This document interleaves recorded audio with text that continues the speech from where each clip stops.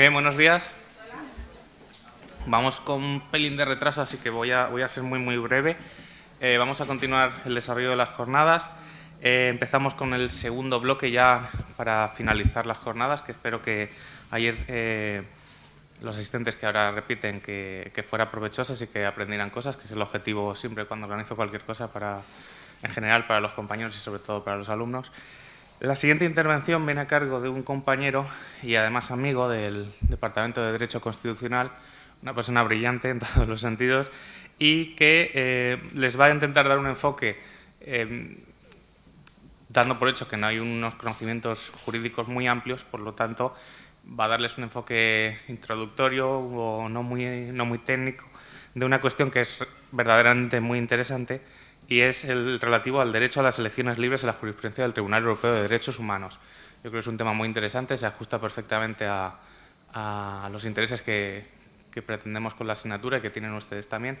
Así que sin ánimo de quitarle más tiempo, muchísimas gracias, profesor Gabriel Moreno. Gracias a ti, Jorge, y gracias a todos por asistir. Bueno, yo tengo una tendencia a extralimitarme en el tiempo y también en el contenido y tiendo a ser un poco técnico. Entonces, si soy excesivamente técnico, tú mismo dame un toque de atención. No soy estudiante de Derecho, ¿no?, sino de Trabajo Social. A ver, ya saben que en el sistema jurídico español, nuestro Tribunal Supremo en materia de garantías constitucionales es el Tribunal Constitucional.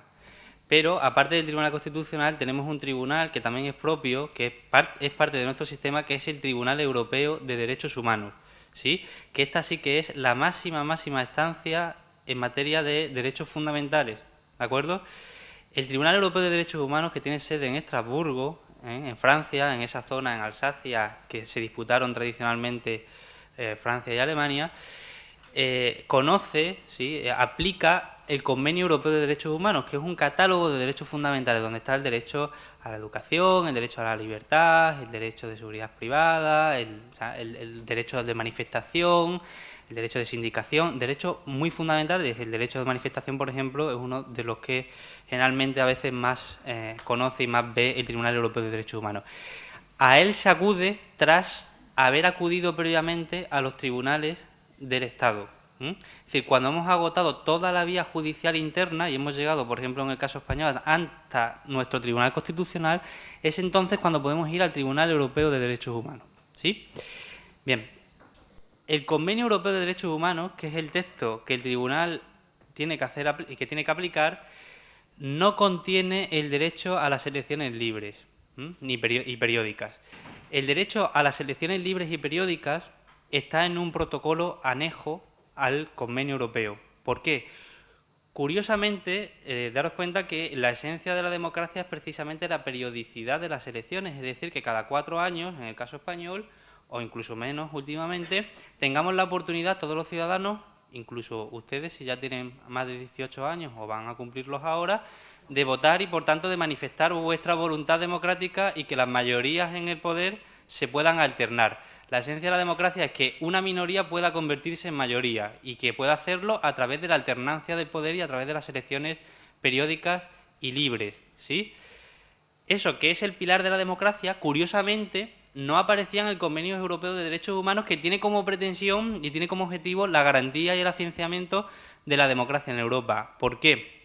Bueno, el convenio es de 1950 y el protocolo que establece la necesidad de las elecciones libres es de 1952, es de 2 años después. ¿Por qué no lo introdujeron en un primer momento en el Convenio Europeo de Derechos Humanos, en el texto del convenio? Bueno, se han dado bastantes excusas. Una, que la más peregrina, es que no tuvieron tiempo, lo cual me parece casi irrisible, ¿no? Porque si hay un derecho fundamental es precisamente el de participación política a través de elecciones libres, porque es el que da sustento a todo el propio sistema democrático. La justificación está sobre todo por culpa del Reino Unido. Ya saben que el Reino Unido es un grano permanente para Europa y que ahora, de hecho, en el ámbito de la Unión Europea ya saben que se está yendo, se está intentando ir, tampoco lo tenemos muy claro. Y en el caso del Convenio Europeo de Derechos Humanos tenía un problema si se garantizaba en un artículo el derecho a las elecciones libres y periódicas. ¿Por qué? Hombre, el Reino Unido es una democracia, hay elecciones libres y periódicas, pero cuidado, en el momento de aprobación del convenio había una Cámara del Parlamento que no a la que no se le podía aplicar esa previsión, que era la Cámara de los Lores. Ya saben que el Parlamento británico tiene dos cámaras, la Cámara de los Comunes, que hoy es la que decide todo y la que tiene de verdad el poder legislativo en el Reino Unido, pero todavía en el año 50 la Cámara de los Lores, que aún hoy sigue existiendo, tenía cierto poder legislativo, tenía capacidad de veto y de iniciativa legislativa. Y por eso tenían miedo a que se le aplicara un artículo directamente del convenio al Reino Unido, porque podía chocar con su configuración constitucional sui generis. El Reino Unido es un país muy particular que ni siquiera tiene constitución escrita y que además tiene una Cámara legislativa que hoy ha perdido todo poder, que era elegida por un criterio no democrático. Los lores eran elegidos, y son elegidos por el rey, en este caso por la reina, mediante un criterio de hereditario o meritocrático, ¿no? Por eso el derecho a las elecciones libres se establece en el protocolo número 1, 2 años después, junto con otros derechos un tanto extraños y que no son funcionales al mismo, como el derecho de propiedad privada o el derecho a que los padres puedan elegir la educación que consideren oportuna para sus hijos.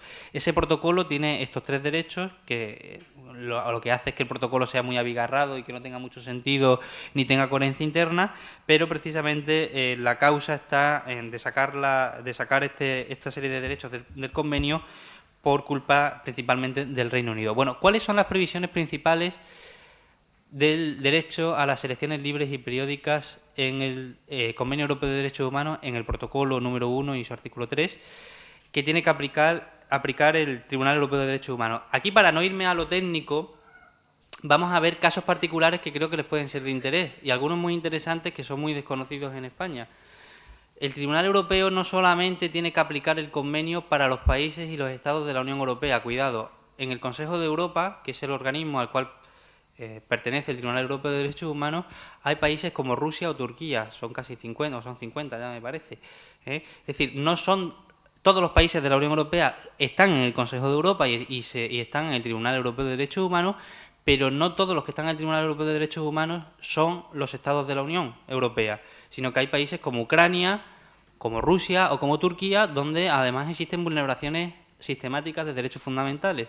El único país europeo que no está en el Consejo de Europa y que no está bajo la jurisdicción del Tribunal Europeo de Derechos Humanos es Bielorrusia, porque en Bielorrusia aún existe la cadena, ¿cómo se dice? La pena capital, sí, ¿la pena capital? La pena de muerte, perdón. Todavía existe en Bielorrusia la pena de muerte para tiempos civiles, y eso no lo permite el Consejo de Europa, no lo permite el Convenio Europeo de Derechos Humanos, y por tanto Bielorrusia es el único país europeo que no está dentro de su órbita.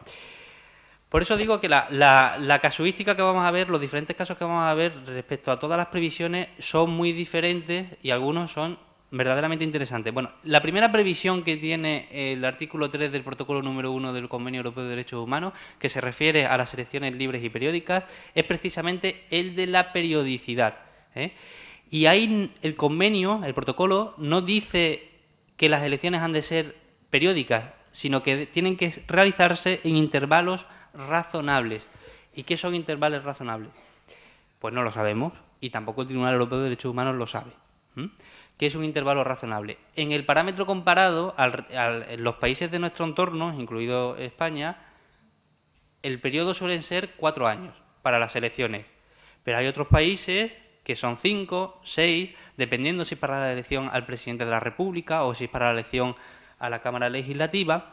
Entonces se entiende que un intervalo razonable puede ser entre los 4 y los 8 años. Yo creo que ya 8 sería excesivo para el propio Tribunal Europeo de Derechos Humanos, aunque nunca se le ha nunca se ha visto en ese brete, ¿no?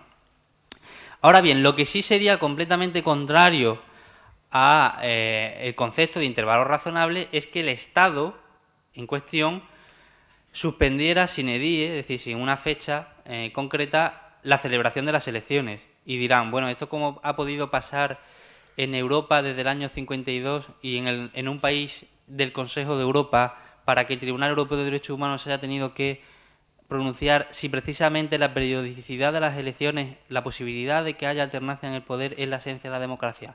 Bueno, pues sí ha pasado en Grecia.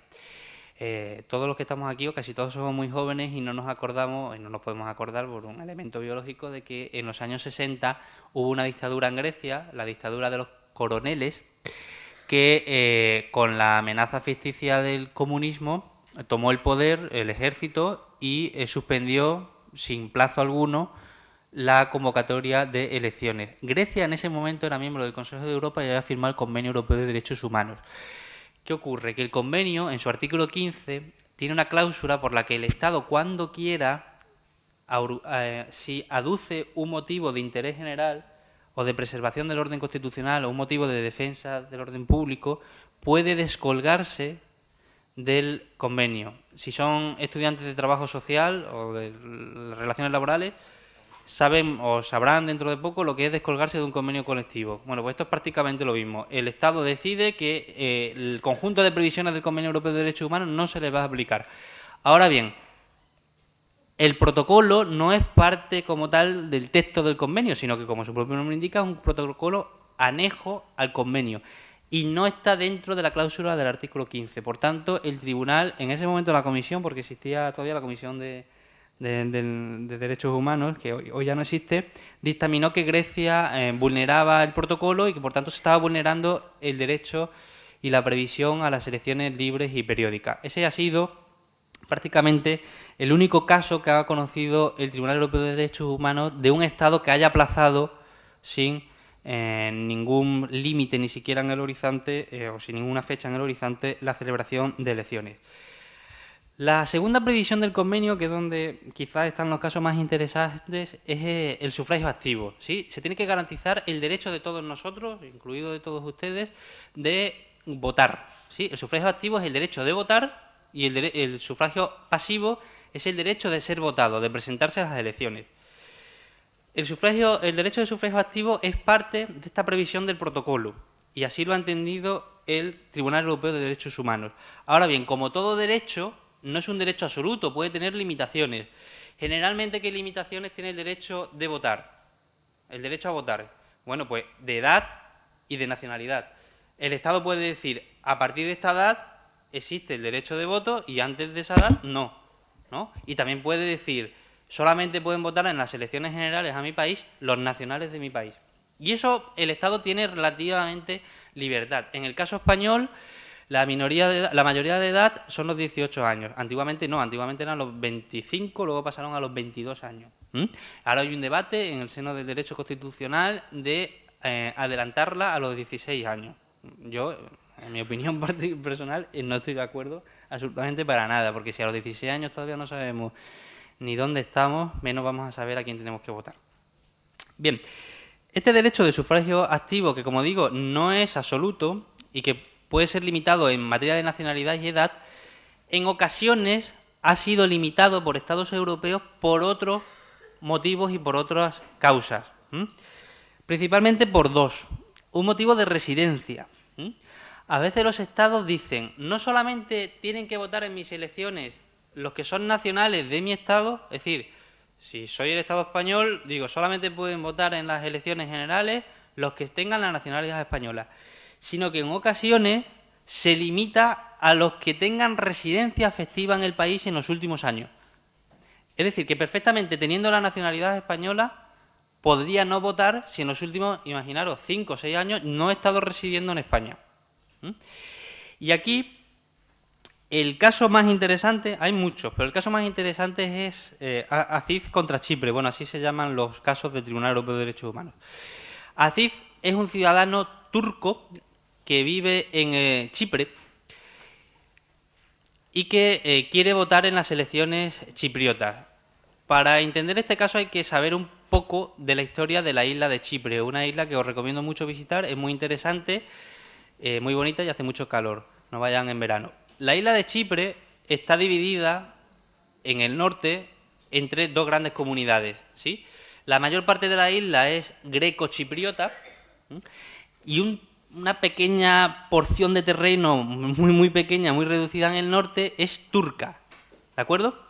Pero toda la isla, tradicionalmente, a lo largo de la historia, habían convivido turcos y griegos. Sin embargo, la dictadura de los coroneles, a la que antes he hecho referencia, intentó lo que en Grecia se llama la enosis, la unión de la isla a Grecia, e invadió militarmente la isla y también la invadió Turquía, ¿de acuerdo? La mayor parte hoy del país es grecochipriota. Habrán griego y son ortodoxos. No son musulmanes ni hablan turco. Pero una parte muy reducida de ciudadanos turcos o turcos chipriotas que hablan turco y que son musulmanes vive todavía en la parte grecochipriota.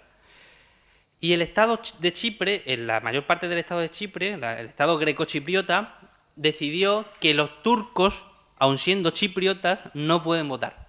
Es decir, que me parece que son unas 1.500 personas que viven en la parte grecochipriota, no pueden votar por el mero hecho de ser turcochipriotas. Es decir, son históricamente tan de la isla como son los griegos, ¿de acuerdo? Pero como son musulmanes y hablan turco, pues no pueden votar en Chipre. Y Chipre, además, en el Chipre reconocido por la comunidad internacional y el que ocupa la mayor parte del territorio. Bien, eso el Tribunal Europeo de Derechos Humanos en el año 2004 decidió que era contrario al convenio y obligó al Estado de Chipre a reconocer el derecho de voto también a los ciudadanos turcochipriotas que viven en la parte grecochipriota. ¿De acuerdo? El segundo caso no es difícil, lo único que tienen que estar un poco atentos. El segundo caso es el referido a los presos en la cárcel. A ver, el criterio general en Europa es que los ciudadanos que están en prisión y que están condenados pueden votar, ¿sí? Sufragio activo. Lo que generalmente, de acuerdo con el sentido de la pena, no pueden hacer es ser elegidos. Es decir, si a alguno de ustedes le condenan a más de 2 años de prisión y efectivamente ingresan en la cárcel, pueden votar en las elecciones y en estas elecciones los ciudadanos que están presos votarán, ¿de acuerdo? Votan por correo, pero lo que no podrían generalmente es ser elegidos. ¿Qué ocurre? Que el Reino Unido, de nuevo, la ley en el Reino Unido impide, como norma general, que todos los presos, que todos los ciudadanos que están en prisión puedan votar. Y eso el Tribunal Europeo de Derechos Humanos, aplicando el artículo 3 del protocolo número 1, sobre el cual versa esta ponencia, decidió que era contrario al convenio. Y decidió que el Reino Unido tenía que permitir el derecho de voto para los presos. Es el caso Hirst contra el Reino Unido. ¿Qué ha ocurrido? Que el Reino Unido no ha cumplido la sentencia. Reiteradamente, el Tribunal Europeo ha vuelto a condenar al Reino Unido, se le ha abierto un expediente por incumplimiento en el seno del Consejo de Europa, se ha debatido en la Asamblea General del Consejo de Europa el incumplimiento sistemático del Reino Unido y el Reino Unido sigue aún un día de hoy sin cumplir con la sentencia. Para intentar cumplirla, pero ha sido un artificio que nadie se cree, han establecido cierto grado de proporcionalidad en las penas. Es decir, que bueno, no pueden votar, pero si es solamente a partir de penas de 4 años, no lo sé, me lo estoy inventando, ¿no? Han introducido un elemento de proporcionalidad, es decir, si os condenan por delitos menores de 2, 3, 4 años de prisión, en teoría podríais votar en el Reino Unido. Se ha acabado con la prohibición general del derecho de voto, pero eso para el Tribunal Europeo de Derechos Humanos no es suficiente. Se necesita acabar con la prohibición de que las personas presas puedan ejercer su derecho de voto. Por tanto, el Reino Unido sigue incumpliendo las recomendaciones del Consejo de Europa y sigue incumpliendo la sentencia del Tribunal Europeo de Derechos Humanos, pero como ya saben, tiene hoy algo bastante más preocupante que decidir y que solventar, que el cumplimiento de la sentencia del Tribunal Europeo de Derechos Humanos, porque están directamente retirándose de la Unión Europea. Bien, la tercera previsión es la del sufragio pasivo, es decir, la del derecho de ser votado. Y aquí la jurisprudencia, el conjunto de sentencias del Tribunal Europeo de Derechos Humanos es bastante interesante y sobre todo muy diversa, ¿no?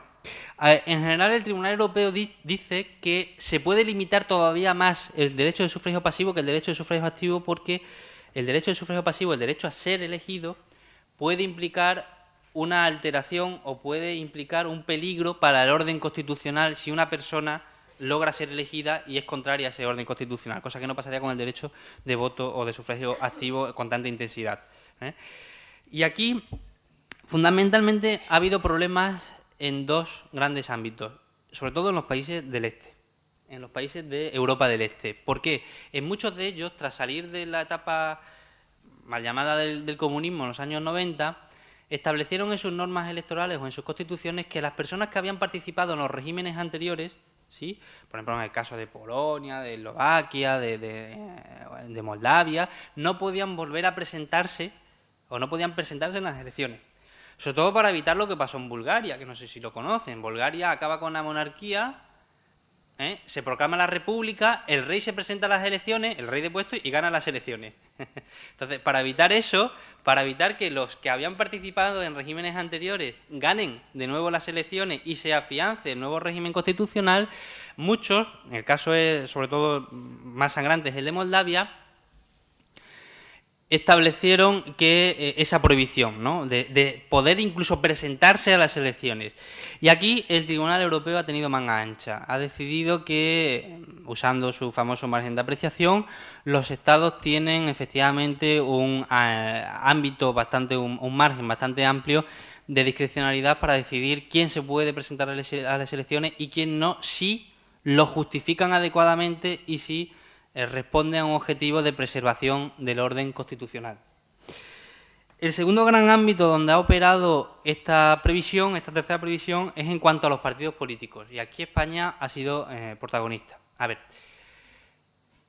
muchos estados tienen leyes de partidos políticos para prohibir que determinados partidos que no es que tengan una ideología, pero que pueden utilizar medios que no son democráticos, puedan siquiera presentarse a las elecciones.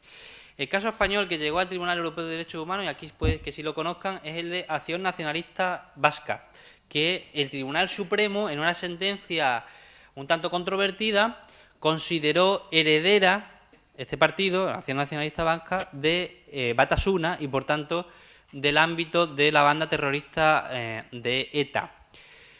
Esto llegó al Tribunal Constitucional, el Tribunal Constitucional dijo que la sentencia era correcta, y el partido ilegalizado, ANV, Acción Nacionalista Vasca, fue al Tribunal Europeo de Derechos Humanos diciendo que se estaba vulnerando el artículo, varios de los derechos que él creía que se estaban vulnerando, era el del artículo 3 del protocolo número 1 referido a las elecciones periódicas y libres.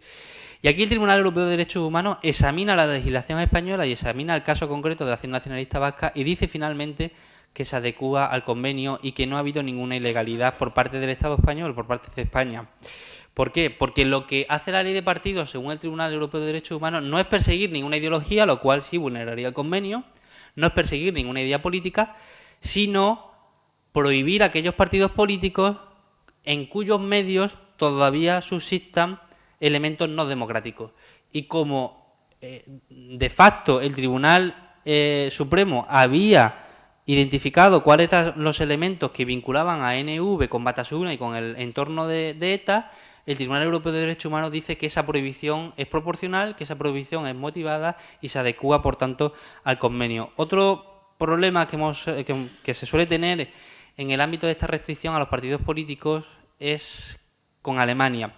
Alemania, no sé si lo saben, tiene un modelo de democracia militante. ¿Qué significa? Que los partidos políticos que no defiendan el orden constitucional de la Constitución alemana, de la ley fundamental de Bonn, pueden ser ilegalizados. Es decir, en Alemania no puede haber un partido nazi, o no puede haber un partido de extrema derecha que se identifique plenamente con un ideario que vaya contra las claves de la ley fundamental de Bonn, de la Constitución alemana. Esto en los años 50 y 60 era mucho más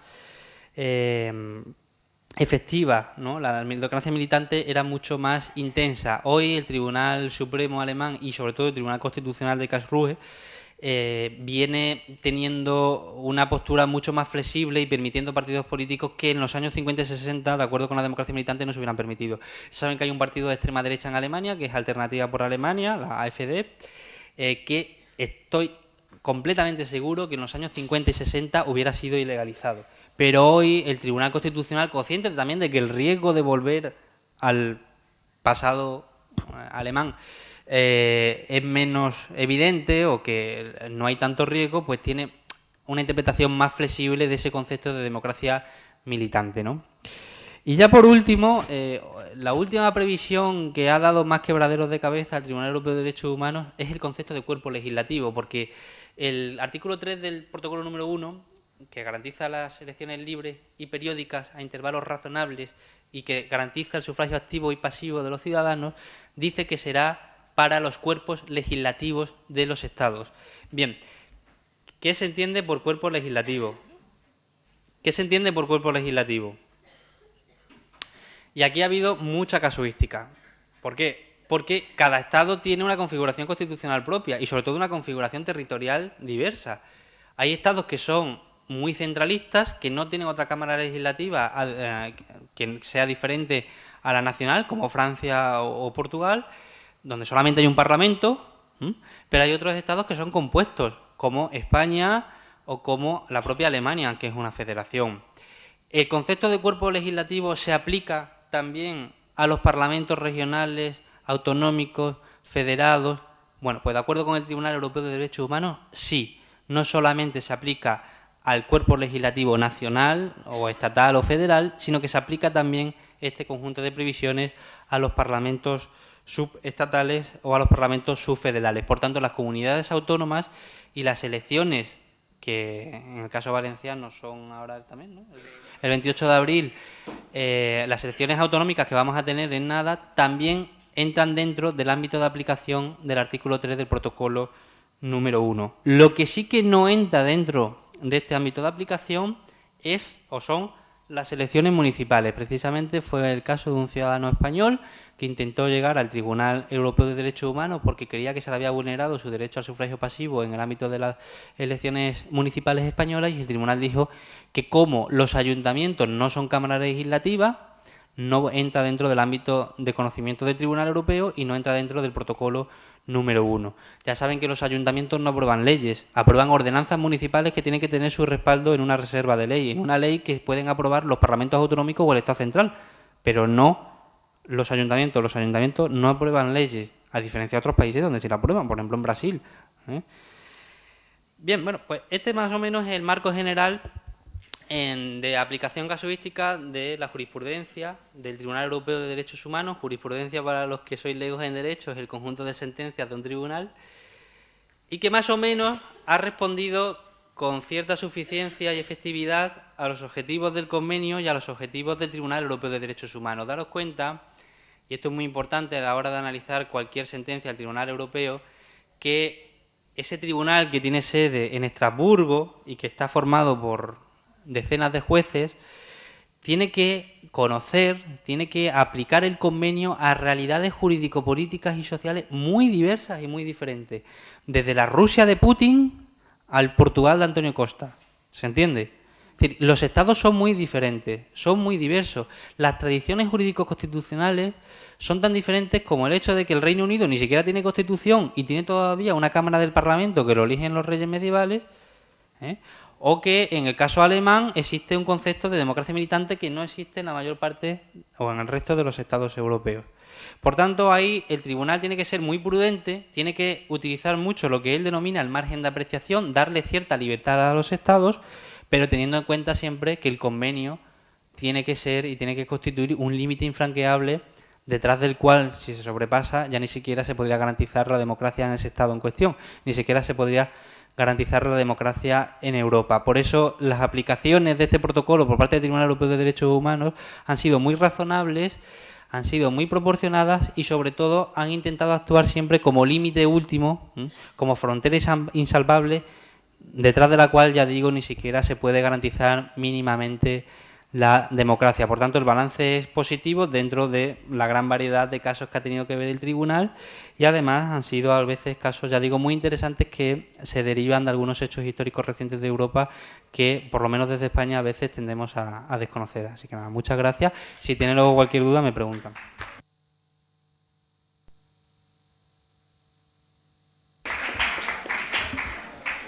Muchísimas gracias, profesor Moreno.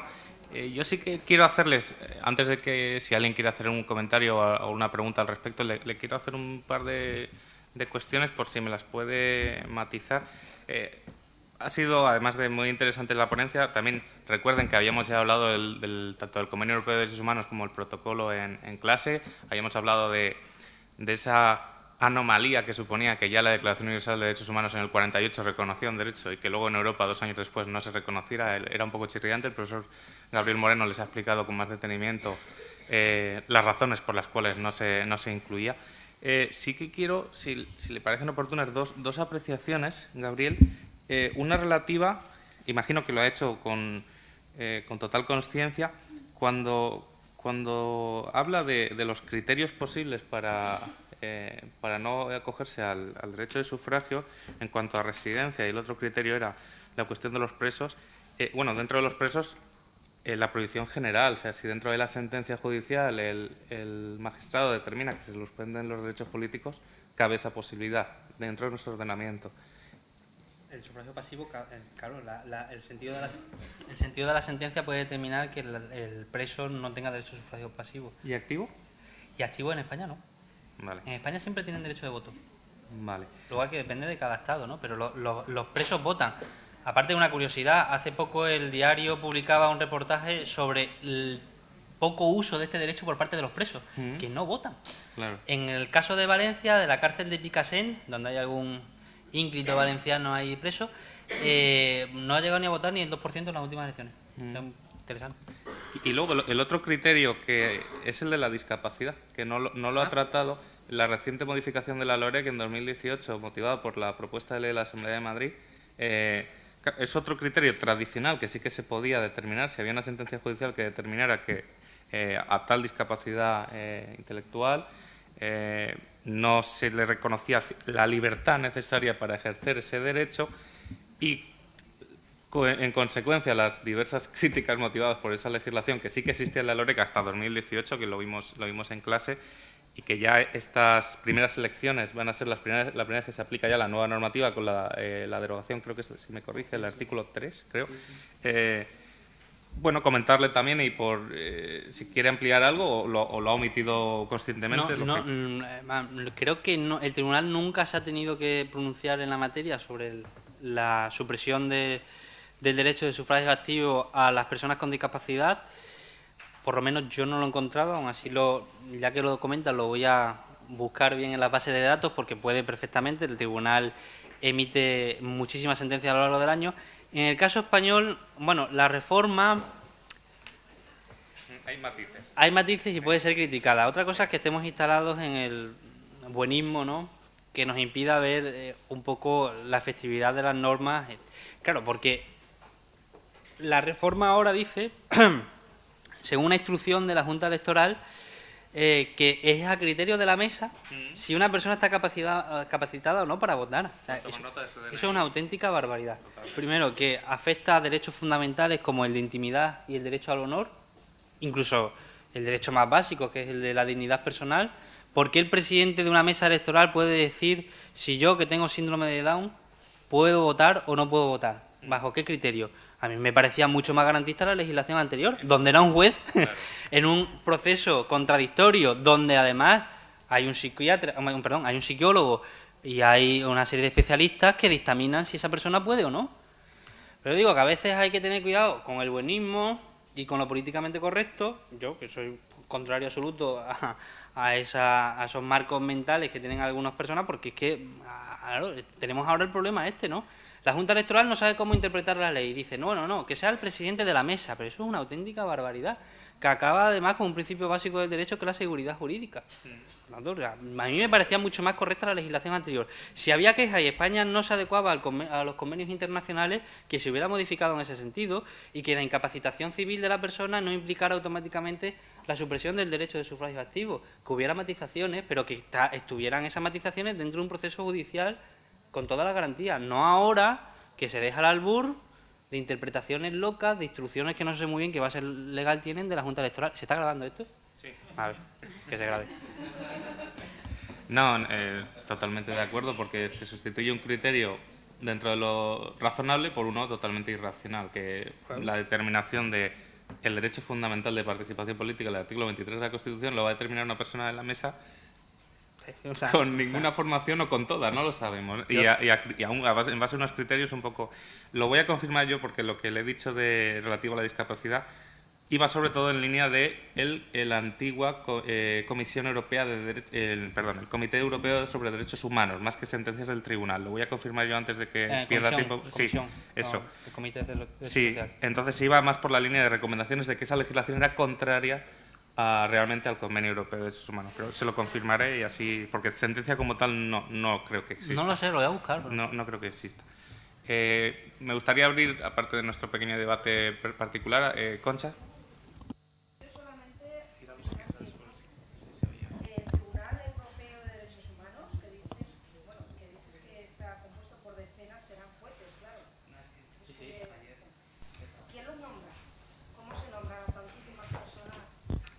Cada estado nombra un magistrado. En verdad no lo nombra, lo propone a la Asamblea del Consejo de Europa, donde están representados todos los estados europeos, y hay una especie de hearing, de comisión, que estudia el currículum de la persona, que estudia la adecuación de su perfil, y si da el visto bueno la Asamblea General, la Asamblea Parlamentaria del Consejo de Europa, pues se aprueba el nombramiento y por tanto ese juez pasa a formar parte del Tribunal Europeo de Derechos Humanos. El Tribunal Europeo de Derechos Humanos funciona por salas y luego hay una macrosala que se llama la Gran Sala, que es donde van los casos más, digamos, paradigmáticos o los casos más controvertidos, ¿no? El juez español del Tribunal Europeo de Derechos Humanos ha sido hasta hace bien poco, mi maestro, uno de mis maestros, Luis López Guerra, ¿no? Que ha estado mucho tiempo en el Tribunal Europeo de Derechos Humanos y que ha hecho una labor, vamos, encomiable. ¿Hay alguna cuestión más, algún comentario que se quiera hacer el profesor Gabriel Moreno? Por supuesto, los jueces son independientes, son todos de reconocido prestigio. El nombramiento de la última jueza española ha sido un poco polémico, pero bueno, también hay que tener en cuenta que son muchos jueces, ¿no? Y que cuando se decide una cuestión sobre un país en concreto, por ejemplo, si se decide algo sobre España, hombre, se le consulta mucho al juez español porque es el que conoce más la realidad española y el ordenamiento jurídico español, pero no es determinante esa opinión. No sé si se me entiende. Es decir, que lo que opine el juez de Letonia sobre acción nacionalista vasca, pues puede ser mucho más imparcial e independiente que lo que opine el juez español, ¿no? Aparte, llegan casos estrambóticos de países que, o sea, Moldavia, tal. Si no hay ninguna cuestión más, agradecerle, por supuesto, al profesor Gabriel Moreno su brillante intervención.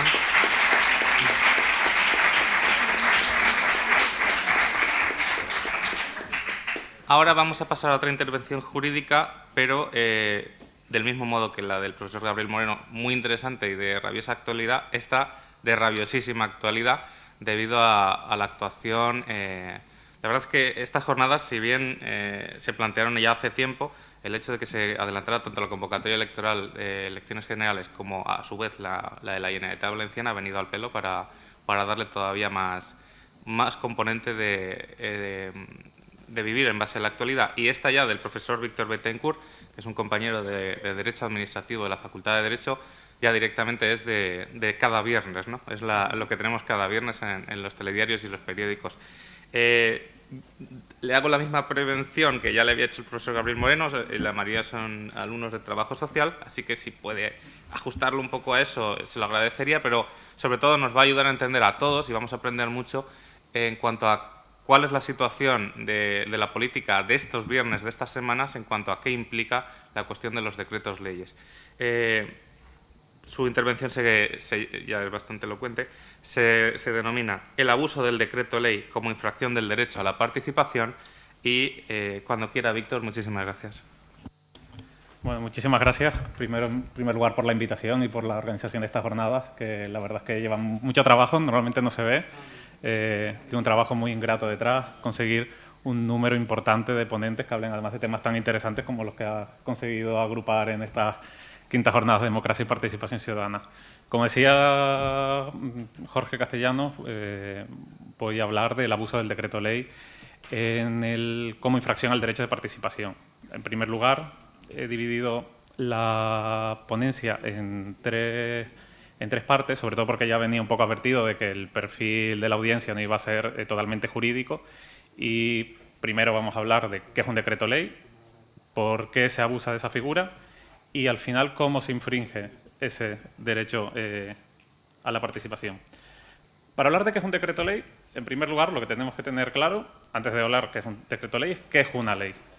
Una ley es el producto principal que emana de las Cortes Generales. Las Cortes Generales, compuestas por el Congreso de los Diputados y por el Senado, son quienes encarnan el poder legislativo. Si nos acordamos de la separación de poderes, tenemos un poder ejecutivo, un poder legislativo y un poder judicial. El poder legislativo le corresponde a las Cortes Generales.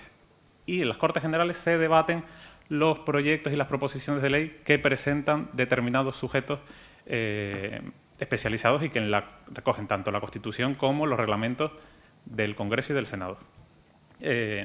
Haciendo un poco de repaso, el Gobierno, en primer lugar, tiene una iniciativa. Lo que conocemos esa capacidad de propuesta de normas, de propuesta de leyes a las Cortes Generales, lo que conocemos en el mundo jurídico como la iniciativa legislativa.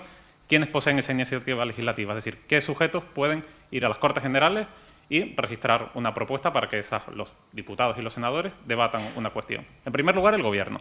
El Gobierno presenta unos proyectos de ley que primero son prioritarios en su tramitación, es decir, son prioritarios a todos los demás, y tienen un proceso de elaboración previa en el ámbito administrativo, en el ámbito del Gobierno. Esa figura anterior es lo que se conoce como anteproyecto de ley. Posteriormente, las proposiciones de ley, que son todas las demás. Tanto el Congreso de los Diputados como el Senado presentan proposiciones de ley. En el Congreso de los Diputados la presentan un diputado con la firma de 14 diputados más apoyados o por un grupo parlamentario con la firma única del portavoz. En el Senado esa cifra aumenta, es un senador con 25 senadores, la firma de 25 senadores, o también el grupo parlamentario. Y además tenemos a las asambleas legislativas de las comunidades autónomas. Las asambleas legislativas de las diferentes comunidades autónomas pueden decidir en un momento elevar a las Cortes Generales un proyecto que normalmente se ha discutido previamente en el pleno de esas asambleas, por ejemplo en el caso de Valencia, en las Cortes Valencianas, y se eleva una cuestión que normalmente sobrepasa su competencia y que la iniciativa legislativa que posee ya propiamente estas Cortes Autonómicas no puede aprobar. Por ejemplo, el caso, si no me equivoco, del que estamos hablando ahora mismo del el voto de los discapacitados, emanó de una propuesta de la Asamblea de la Comunidad de Madrid. Y por último, los ciudadanos. Los ciudadanos a través de la iniciativa legislativa popular. Actualmente la cifra está en 500.000 firmas. Los partidos políticos ahora llevarán en campaña propuestas para bajar la cifra. Esto es un clásico de nuestras campañas electorales, pero nunca, de momento, se ha modificado. En las comunidades autónomas esto más o menos se repite. No voy a entrar mucho en el régimen de las comunidades autónomas porque si no esta intervención sería larguísima, pero que sepamos que este sistema que está planeado para el Estado central se replica en el caso de las comunidades autónomas con algunas excepcionalidades. Por ejemplo, en el caso del País Vasco, las diputaciones forales tienen iniciativa legislativa en el ámbito autonómico. En el caso de Canarias, por ejemplo, los cabildos insulares también tienen iniciativa legislativa. En el caso de las Cortes Valencianas no tienen iniciativa legislativa, pero los ayuntamientos y otras instituciones que forman parte del territorio de la Comunidad Valenciana pueden también presentar, no iniciativas legislativas, sino enmiendas a los proyectos que presentan los otros sujetos. Por lo tanto, vemos que es un sistema muy participativo en el que pueden participar varios tipos de sujetos. Algunos con muchas restricciones, como la iniciativa legislativa popular, pero otros, como en el caso del Congreso de los Diputados y el Senado y el Gobierno, pueden y presentan bastantes propuestas en ese sentido tradicionalmente. Bien, este es el régimen general, pero ¿qué pasa con los decretos leyes? ¿Qué es el decreto ley? ¿Qué tiene de especial? ¿Por qué está tan en el debate político actualmente? Es una figura excepcional de nuestro ordenamiento jurídico. Es una figura excepcional porque se rompe la separación de poderes, y el Gobierno es quien forma a dictar estas normas con rango de ley. Es decir, hablando no en un lenguaje técnicamente, jurídicamente correcto, podríamos hablar de que el Gobierno dicta leyes. El Gobierno dicta leyes y rompe la separación de poderes. ¿Por qué? Porque hay una situación de extraordinaria y urgente necesidad que justifica esa intervención del Gobierno, esa intervención inmediata del Gobierno. Como vemos, esta previsión es una previsión constitucional, es una previsión del cual el Gobierno no necesita una autorización previa del Congreso, sino que con el mero texto constitucional, en la Constitución, ya se prevé esa posibilidad de que el Gobierno realice esta actuación, pueda dictar este tipo de normas. La Constitución recoge, como vemos, extraordinaria y urgente necesidad como presupuesto habilitante, como requisito para que el Gobierno pueda acudir, para que esa separación de poderes se pueda romper provisionalmente en un momento concreto, se pueda romper. Se habla de extraordinaria y urgente necesidad. ¿Qué es extraordinaria y urgente necesidad? Ha sido uno de los principales quebraderos de cabeza de toda esta cuestión. Necesidad, todas las leyes son necesarias, es decir, tanto un decreto ley, es decir, la necesidad no parece que sea el elemento definitorio de un decreto ley. todas las leyes per se son necesarias. Si estuviéramos aprobando leyes innecesarias, pues para que este mal gasto de tiempo, dinero y esfuerzo en las Cortes Generales para aprobar leyes que no sirven. Necesarias son todas. Pero en este caso tiene que ser una necesidad urgente, es decir, que no admita ningún tipo de demoras, que necesita una actuación inmediata y además debe ser extraordinaria. Debe ser una necesidad fuera de lo común, imprevisible, que no se haya podido prever en el tiempo la actuación que requiere, la situación que requiere esta actuación gubernamental. Sin embargo, esto que parece de tanto sentido común no lo ha entendido así exactamente el Tribunal Constitucional. Sí, lo ha interpretado de esas características, pero dice, el juicio de esa situación de extraordinaria y urgente necesidad la tiene que realizar el Gobierno. Es decir, se deja en manos del Gobierno. El Tribunal Constitucional en su jurisprudencia básicamente se ha puesto una venda y ha dicho lo que diga el Gobierno, la exposición de motivos del Gobierno, la motivación que diga el Gobierno es la motivación a la que yo voy a atender. Es decir, hace un control externo de esa extraordinaria y urgente necesidad que propone el Gobierno. El Tribunal Constitucional solamente se reserva su actuación en supuestos de que claramente el Real Decreto Ley esté suponiendo un uso abusivo o arbitrario del mismo. 3 elementos han sido los principales en los cuales el Tribunal Constitucional ha ido a controlar. Que adelanto, ha sido un control muy, muy escaso, muy pocos decretos leyes han sido anulados por el Tribunal Constitucional. En primer lugar, la necesaria conexión o conexión de sentido, es decir, que lo que el Tribunal, bueno, no sé si alguna vez habréis abierto una ley, veréis que en el principio de la ley hay una exposición de motivos en los cuales el Gobierno enuncia con más o menos prosa las características de la ley, cuál es el contenido, qué motivos le lleva a aprobar esa determinada norma. En el caso de los decretos leyes, en esa exposición de motivos se presenta porque el Gobierno piensa que es extraordinaria y urgente necesidad la aprobación del decreto ley. Si hablo muy rápido, me paráis porque como tenemos poco tiempo, a lo mejor que veo alguna cara. Con la necesaria conexión, lo que el Tribunal Constitucional plantea es que la exposición de motivos, es decir, que las argumentaciones que da el Gobierno encajen con el texto articulado. En este caso hay una anulación al decreto ley que planteó el Gobierno de Mariano Rajoy, porque planteaba unas argumentaciones muy genéricas. Argumentaba muchas veces, dice, debido a que estamos en una situación de crisis económica, planteamos este decreto ley y plasmaba una serie de normas que iban desde la reforma del registro civil hasta la reforma de la ley de montes y la ley de la ley del juego. Es decir, cosas que no tenían que ver. Bueno, el Tribunal Constitucional, usted lo que tiene que decirme por qué la crisis económica afecta a esas materias concretas. Es decir, hace falta que esa argumentación se refiera a las materias concretas que se estaban dando. Y el Tribunal Constitucional atacó por ahí algunos decretos leyes. Perjuicios ocasionados si la tramitación fuera ordinaria. El Tribunal Constitucional muchas veces ha expresado, dice, si lo que usted está planteando realmente puede ser tramitado como una ley ordinaria, es decir, realmente no requería tanta urgencia y con el tiempo con el que se está planteando la reforma, realmente se podía acudir a un procedimiento legislativo ordinario en el Congreso de los Diputados y en el Senado, realmente esta no es la vía que hay que usar. Es la vía quizás menos utilizada por el Tribunal Constitucional en ese control externo. Y por último, la urgencia en la medida de la aplicación. Ha pasado en muchas ocasiones que el Gobierno plantea, y de hecho ha pasado con un decreto ley reciente, plantea un decreto ley y dice, entrará en vigor el año que viene.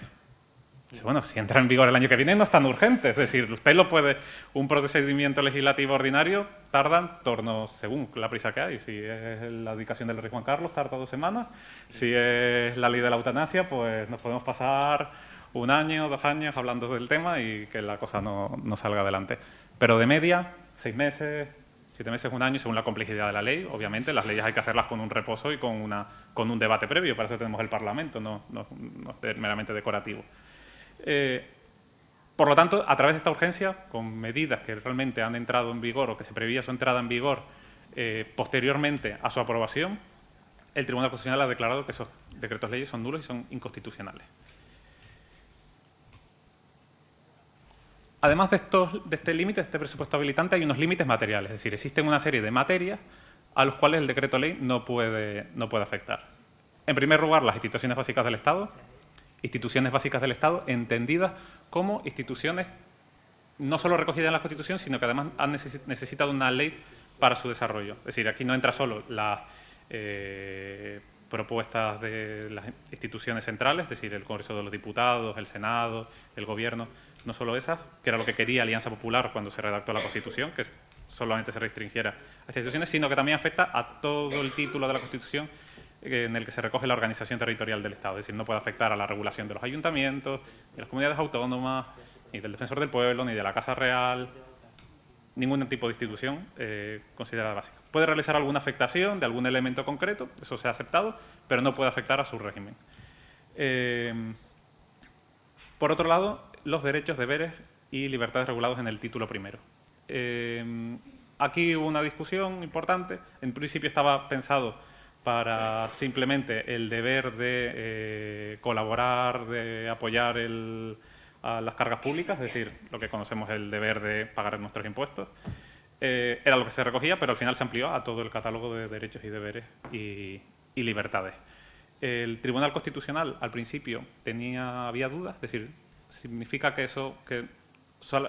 cualquier tipo de afectación sobre los derechos fundamentales o los deberes recogidos en la Constitución está constreñido, no puede entrar, o solo se refiere al régimen general.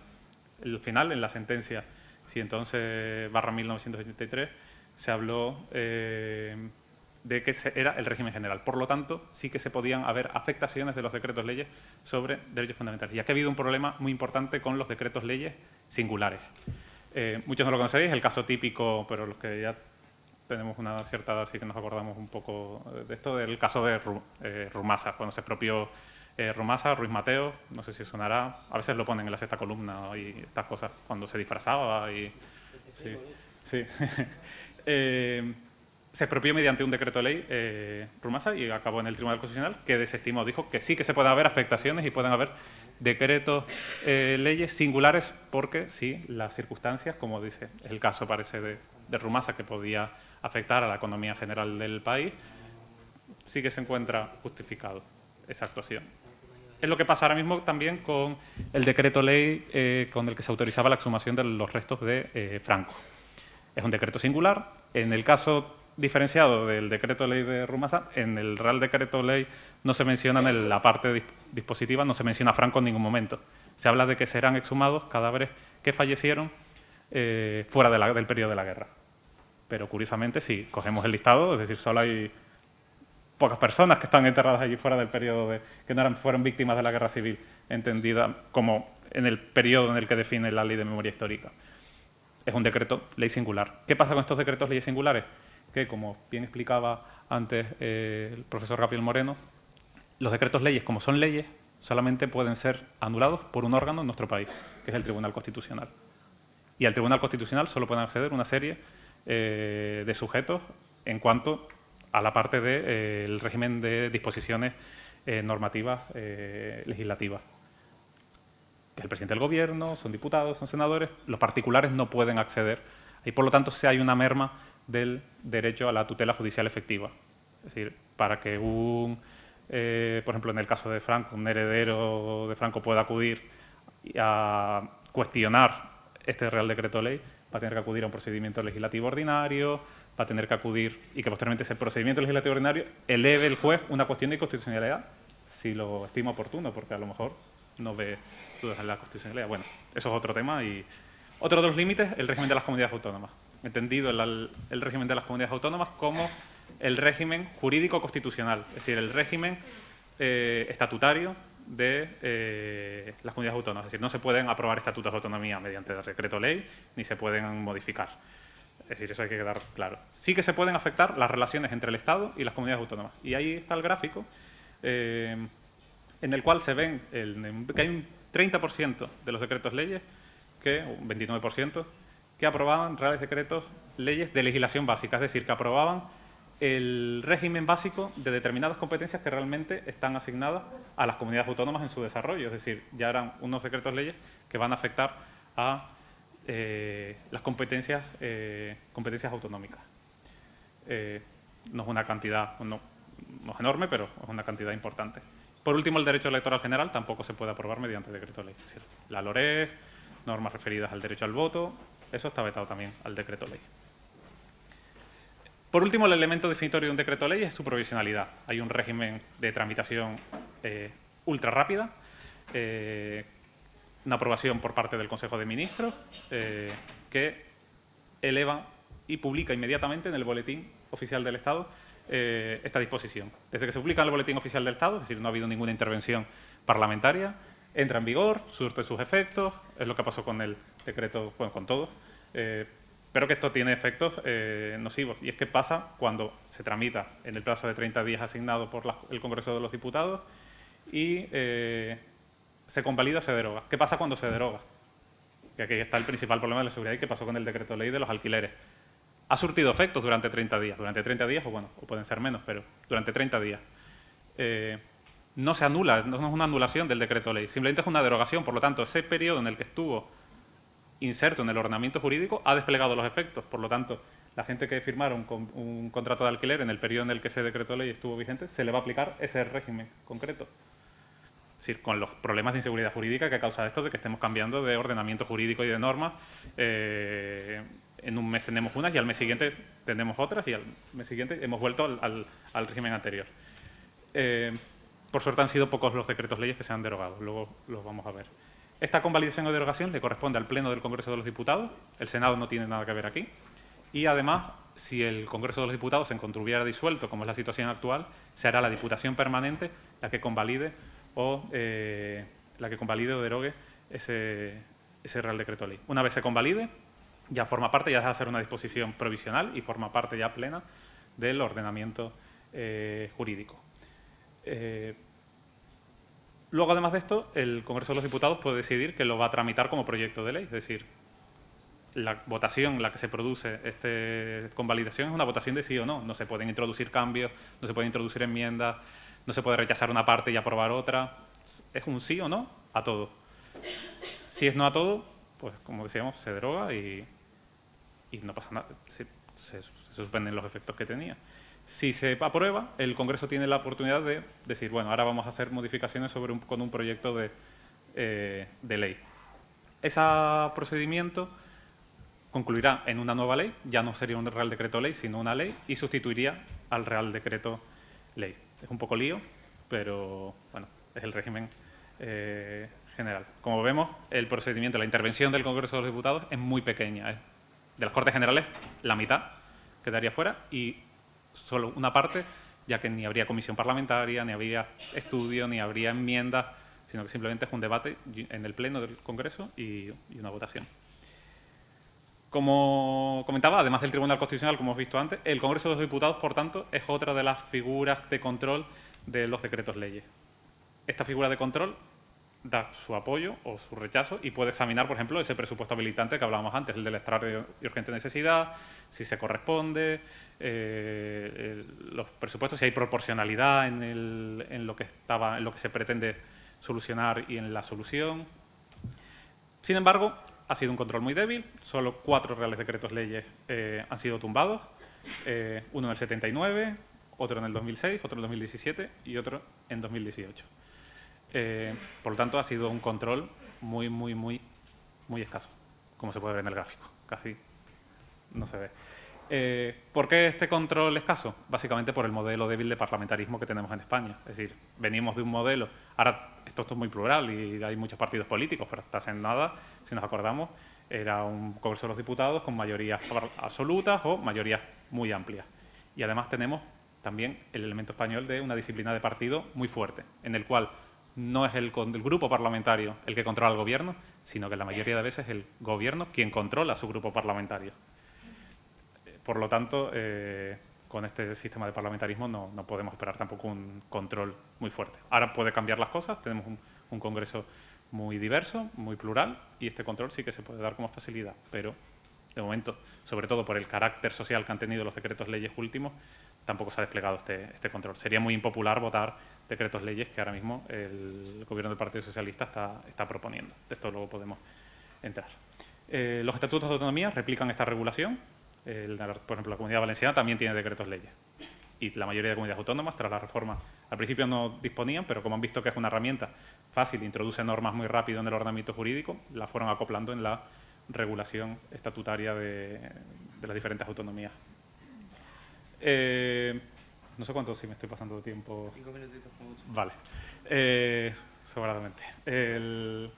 Por lo tanto, ¿por qué existe un abuso de esta figura?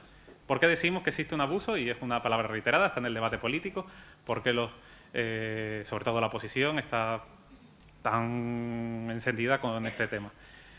El abuso al final es una acción de hacer un uso excesivo o hacer un uso injusto o hacer un uso indebido de algo.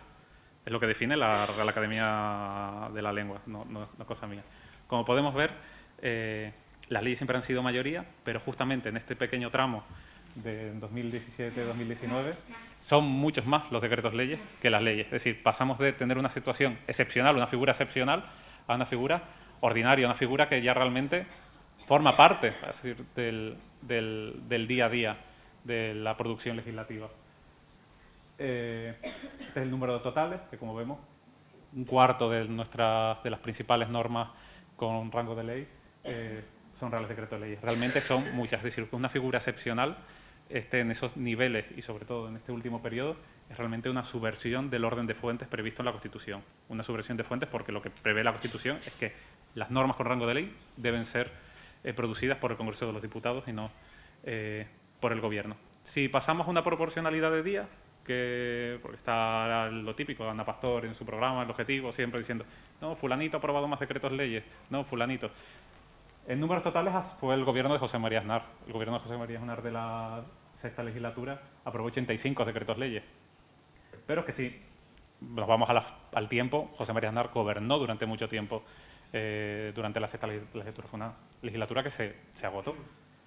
Si nos vamos ahora en números proporcionales al ratio de reales decretos leyes por día de gobierno, es el último gobierno, el segundo gobierno de la 12ª legislatura, el que más decretos leyes por día, con bastante diferencia, ha estado dictando durante este periodo. Básicamente, muchos viernes, quienes hacemos un seguimiento de todos los viernes de este Consejo de Ministros, ha habido consejos de ministros que han hecho hat-trick de reales decretos leyes. Ha sido una pasada. ¿Por qué también es injusto? Porque, claro, al someterse a este proceso, estamos ante un menoscabo del papel del Parlamento. El Parlamento deja de tener una posición central dentro de la vida ordinaria del Estado y lo pasa a tener el Gobierno. Se le vacía de su función principal, que es producir leyes.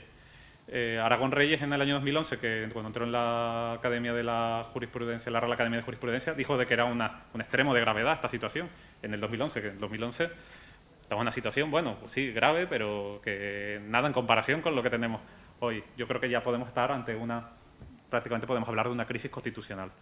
El uso, me salto un poco esta parte para... ¿Cómo detenemos este abuso? En primer lugar, en el corto plazo, lo mejor es que cumplamos la Constitución. Cumplir la Constitución sería el mejor elemento para acabar con el abuso, pero bueno, sería hablar de buenismo y yo creo que eso no va a pasar. El elemento hay. Debería haber una nueva interpretación del Tribunal Constitucional, no de la Junta Electoral Central, lo he puesto entre paréntesis porque Casado ha llevado los decretos leyes a la Junta Electoral Central. La Junta Electoral Central no puede anular ninguna norma, es el Tribunal Constitucional. No lleva los decretos leyes al Tribunal Constitucional porque cuando él llega al Gobierno, si es que llega, también hará uso de la función, no va a ser el único. Como hemos visto, es un problema estructural, es un problema que todos los gobiernos, una figura a la que todos los gobiernos han acudido. En el largo plazo, lo mejor y lo más sensato es que esta figura desaparezca de la Constitución. Es una figura que en nuestro derecho comparado prácticamente no existe, la tiene Italia, la tiene Francia, pero el resto de países no. Portugal creo que tiene una figura también parecida, pero ningún país más. Es una figura claramente española. Primo de Rivera fue el que la trajo a España, la usó con bastante prolificación. En la Constitución de la República se introdujo. Era diferente, era para cuando el Congreso estuviera disuelto, prácticamente, o si la República estaba en peligro, para defender la República. Y en el Congreso, y actualmente en España se ha introducido con este sistema y con estos problemas. Otra posibilidad es la reforma del reglamento de las cámaras para dificultar su tramitación. Por último, y ya con esto termino, ¿por qué infringen el derecho de participación? Cada vez que se aprueba un Real Decreto Ley, la tramitación parlamentaria se acorta. Como hemos dicho, es un proceso sumarísimo Y el artículo 23 de la Constitución recoge los derechos fundamentales de los parlamentarios, de presentar enmiendas, de tramitarlas. Por lo tanto, tanto ponencias de estudio como trámites en comisiones, como presentación de enmiendas, como la tramitación en el Senado, todo eso queda fuera. Todos esos derechos fundamentales de los parlamentarios quedan suprimidos. ¿Por qué? Porque la Constitución ha dicho, bueno, es que si hay una extrema urgencia de necesidad, que lo pueden hacer, pero es que, claro, cuando no hay extrema urgencia de necesidad, realmente estamos coartando los derechos de los parlamentarios indebidamente. Si no se cumple el presupuesto que lo justifica, realmente no se puede. Es decir, realmente se infringen los derechos que han sido coartados. Por lo tanto, es eso. Es una crisis de primer nivel constitucional, en mi opinión, y lo peor de todo es una crisis invisible. Hoy en el periódico, aquí en el 20 minutos que nos han repartido, ya ha dicho la portavoz del Gobierno que se han acabado los decretos leyes por el momento. Y sí, a ver, dice que hasta después de las elecciones, soy escéptico, pero bueno, si lo ha dicho, imagino que será verdad. Con esto va a desaparecer del debate. No, ya, la verdad, y este tema, que es una crisis que me parece eso muy importante, va a quedar totalmente, supuestamente, obviada. Y muchas gracias y espero que si tenéis cualquier pregunta.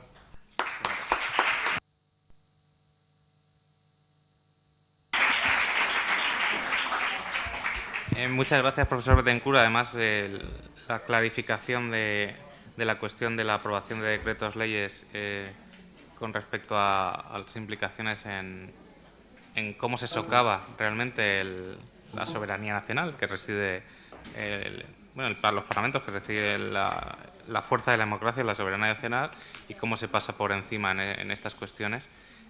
Alerta de la influencia que tiene el derecho constitucional y en general en nuestras democracias el abuso de estas cuestiones técnicas. Y bueno, yo creo que ha quedado bastante claro. Una preguntita si la hubiera, y si no pasaríamos ya con la profesora Carmen Montalbá, porque vamos muy mal de tiempo y no querríamos abusar tampoco de esta cuestión. Si ya lo tiene listo, Carmen. Bien, pues pasamos directamente a la última intervención, que es la profesora Carmen Montalbá. No hace falta presentación porque la conocen todos ustedes de sobra. Es además directora de la Cátedra Pagoda, que patrocina y avala estas jornadas, de lo cual le agradezco públicamente.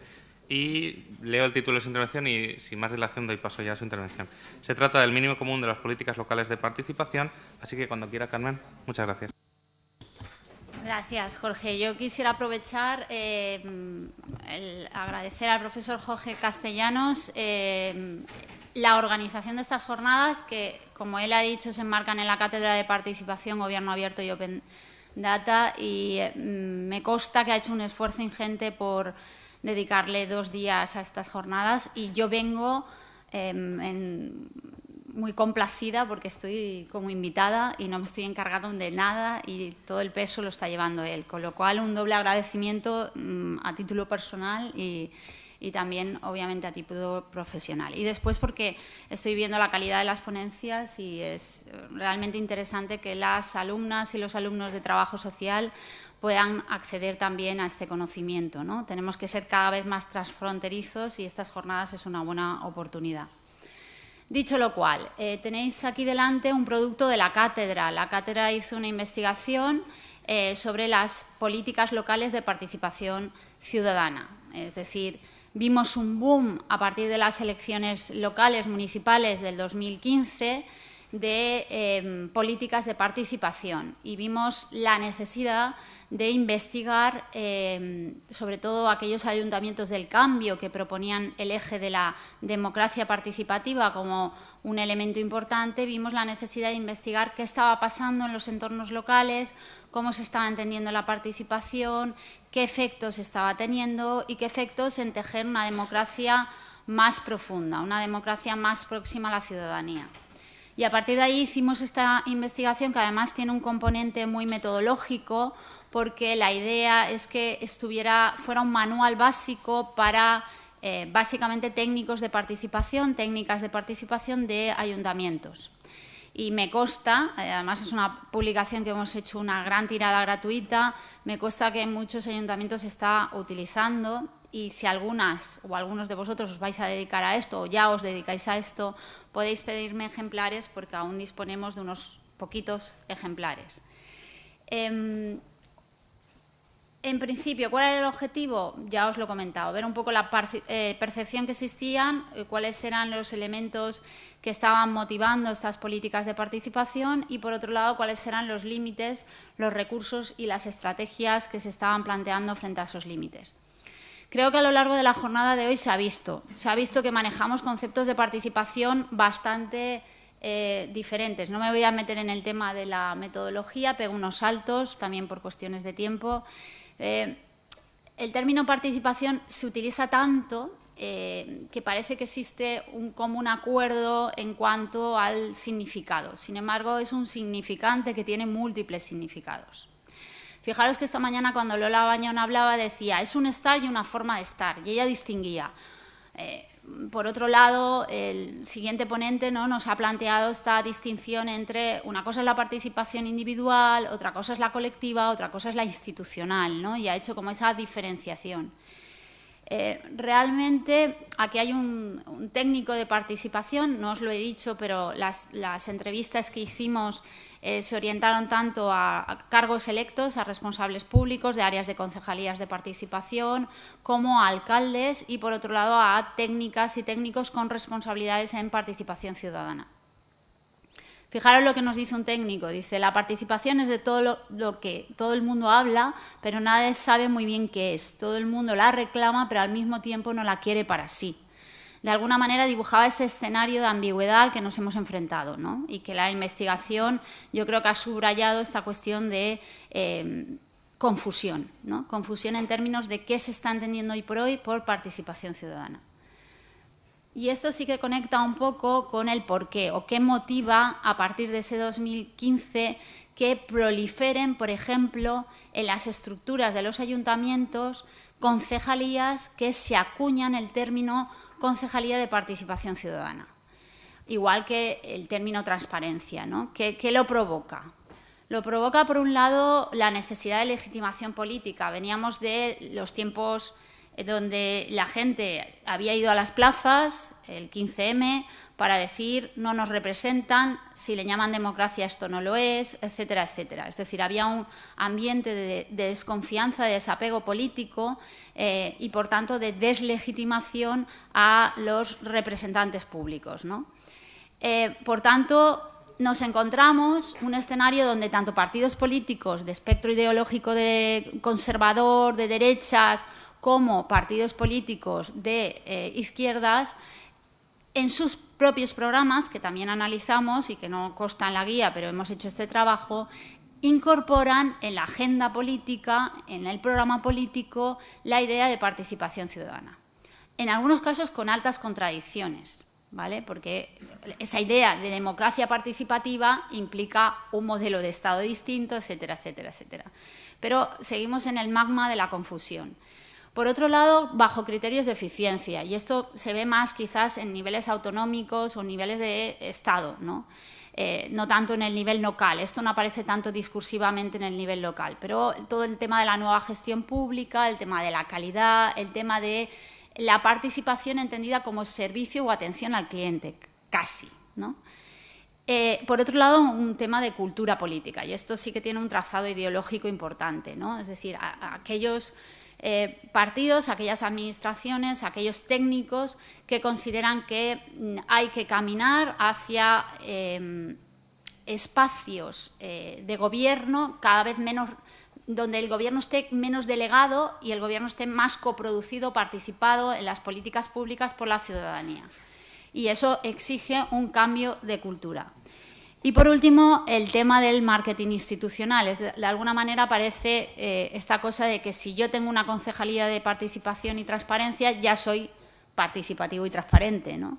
Es decir, de alguna manera existe el efecto del marketing institucional, un sello de garantía de que yo estoy poniendo energía y recursos en este tipo de cosas. Aunque la investigación nos demuestra que no necesariamente es así. Aclarar un poco o ponerle apellido a esto de la participación ciudadana. La participación ciudadana es política Y aquí ni siquiera muchos representantes públicos lo tienen claro. Es decir, nos hemos encontrado con alcaldes que hablan de que existe mucha participación, y yo siempre pongo la anécdota, ¿no? Porque es una anécdota que aparece en el discurso de alguna entrevista, porque existe asociación de colombaires, existe asociación de cazadores, existe asociación muy activa religiosas, existen asociaciones muy activas, pero no estamos hablando de participación ciudadana, sino que estamos hablando de participación social. Sin embargo, se identifican una y la otra. Esto es una cuestión compleja, porque vosotras, la mayoría de vosotras que os dedicáis al trabajo social, sabéis que construir comunidad también pasa por tejer lo social para acabar tejiendo lo político. Es decir, que de alguna manera construir esa identidad colectiva, hacer común los problemas, ese sujeto colectivo, también permite politizar a la sociedad, ¿no? Y esto lo hemos trabajado mucho en clase y lo tenemos muy claro.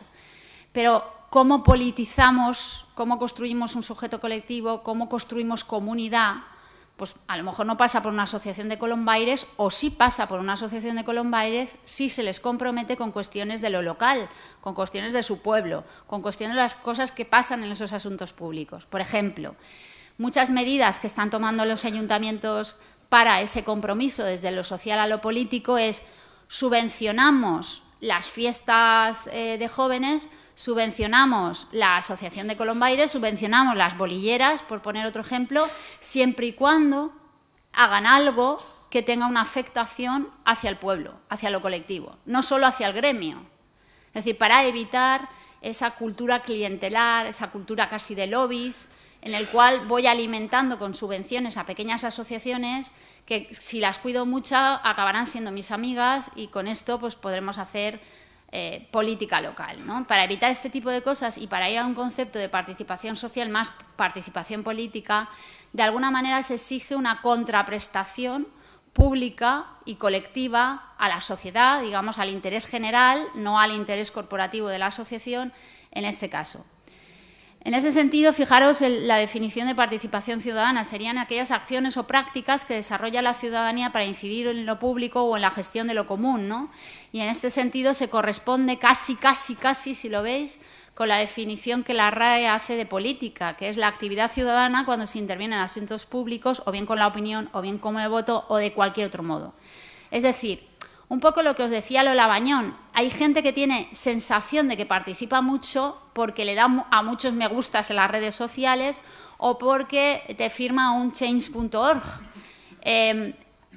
Si os fijáis en la definición que estamos haciendo ahí, hay un componente de acción un poco más fuerte, ¿no? Y en este caso yo estoy con Lola en que cuidado con entender que la participación tecnológica es una participación política real, ¿no?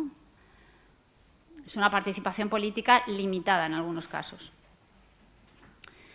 Otra de las confusiones que nos aparecen es el entender la participación ciudadana solo desde el sujeto colectivo, desde la asociación. Esto aparece de manera mayoritaria en el análisis de discurso que se hace prácticamente en todos los ayuntamientos.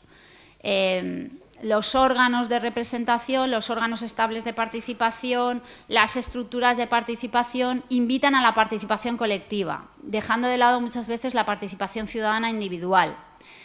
Aquí hay un debate teórico, metodológico tremendo, y yo creo que un debate que más o menos tendremos que resolver desde la mixtura, desde la convergencia entre la participación ciudadana individual y la asociativa. Fijaros que hay órganos estables de participación donde quienes participan son los sujetos que ya participaban. Las asociaciones, todos sois jóvenes, ¿cómo funcionan los consejos locales de juventud, ¿no? Pues en muchos casos vemos que la mayor presencia en las mesas de los consejos locales de juventud la tienen jóvenes asociados y además a partidos políticos, con lo cual no dejan de reproducir las estructuras que los propios ayuntamientos ya tienen en la toma de decisiones, no dejan de ser correa de transmisión, dejando poco espacio a otras voces o a otras posibilidades de participación.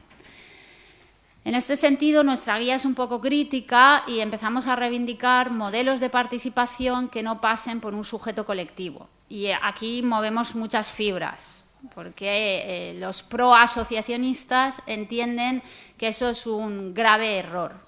sino que la tendencia es a que la gente se oriente al asociacionismo. Las prácticas de participación en los jóvenes nos demuestran que cada vez sois más reacios a fórmulas formales, estables en el tiempo. Yo creo que las feministas y el movimiento social de las feministas está demostrando que la juventud participa mucho, igual que en los movimientos ecologistas, a los famosos viernes. Pero si preguntamos a mucha gente que va los viernes a la Plaza de la Virgen a manifestarse, o preguntamos a muchas de las jóvenes que están en el 8 de marzo o montando el 8 de marzo, probablemente no nos encontramos a sujetos colectivos detrás. Es decir, no nos encontramos a asociaciones, nos encontramos a personas convencidas ideológicamente, que tienen muy claro la causa y la lucha y que su forma de actuar políticamente es más diluida, como diría Bauman, ¿no? Es decir, estamos ante una posición de sujeto político distinta y una forma de entender la participación política distinta, ni mejor ni peor. Y que no hay que entenderla tampoco desde el punto de vista del individualismo, porque de hecho luchan por una causa colectiva y saben conectarse, pero actúan en esa red diluida del ahora me movilizo en red, ahora muevo WhatsApps, ahora quedo con los colegas, ahora incluso quedamos en mi casa un ratito antes y hacemos las pancartas, movemos los eslóganes, nos movemos ese día y tenemos una potencia energética e incluso emocional altísima que 2 días después hace y se diluye, ¿vale? Hasta la próxima. Es una forma de acción política distinta y es una forma que está teniendo grandes resultados. Vuelvo al tema de nuestras famosas manifestaciones en el 8M, que las que somos más mayores decíamos, ¡ay, qué bien, cuánta joven! ¡Ay, qué bien, cuánta! Fíjate este eslogan, fíjate este otro, fíjate la gente joven con qué energía viene, ¿no? Y cuando decíamos con qué energía viene haciendo las cosas de otra manera. Nosotras nos organizamos en asociaciones, nos reunimos de manera estable, establecemos un orden del día, después del 8M seguimos trabajando, nos cansamos, estamos cansadas. Vosotras administráis la energía de otra manera. Pongo ejemplo de las mujeres jóvenes que participan en política. Esta idea de la participación como administración de la queja, ¿no? Que esto, los que sois alumnos míos, lo tenéis clarísimo porque continuamente os estoy diciendo que quejarse no es participar, quejarse es otra fórmula del neoliberalismo y otra fórmula de esta cosa de la visión casi de las administraciones como mercado y de los ciudadanos como usuarios o clientes, ¿no? No me gusta, luego me quejo, pero me quejo, ¿no? Es decir, el compromiso para transformar aquello en lo que yo estoy implicado y en ese espacio que es un espacio compartido, pues no. Y aquí es donde viene el tema de la cultura política, es decir, cómo de alguna manera eso se traslada a los propios políticos. Es decir, yo hablo con políticos que están diciendo, y con responsables públicos que están diciendo que están fomentando la participación ciudadana, que quieren, que hacen cosas, y la acaban reduciendo en mi despacho está abierto las 24 horas del día, yo atiendo a todo el mundo y realmente lo que están haciendo es atender quejas, como si del Corte Inglés se tratara. Y a eso lo llaman fomentar la participación ciudadana. Eso genera clientelismo, no genera ciudadanía, ¿vale? Eso es el que hay de lo mío, que no pasa por lo colectivo, no pasa por lo público, etcétera, etcétera. Y luego la cuestión de la participación desde la norma. Y aquí mis compañeros, claro, tenemos una división, ellos proceden del ámbito del derecho.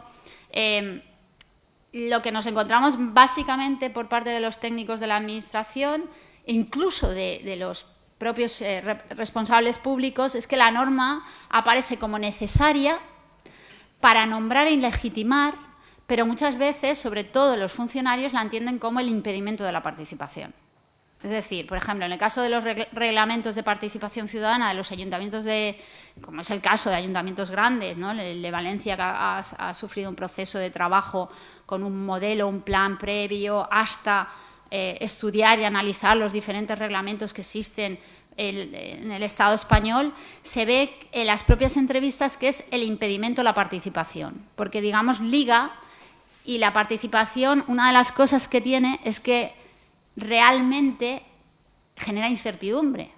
Es decir, los que nos dedicamos a la participación ciudadana, las que hacemos procesos de participación con la ciudadanía, sabemos que movemos cosas, pero no sabemos en qué dirección van, porque el propietario de esas cosas es la ciudadanía. Entonces, los reglamentos, los órganos estables de participación que están regulados con sus reales, o sea, sus estatutos internos de funcionamiento, toda esta normativa que aparece derivada del intento de impulsar la política de participación muchas veces juega en contra de la participación.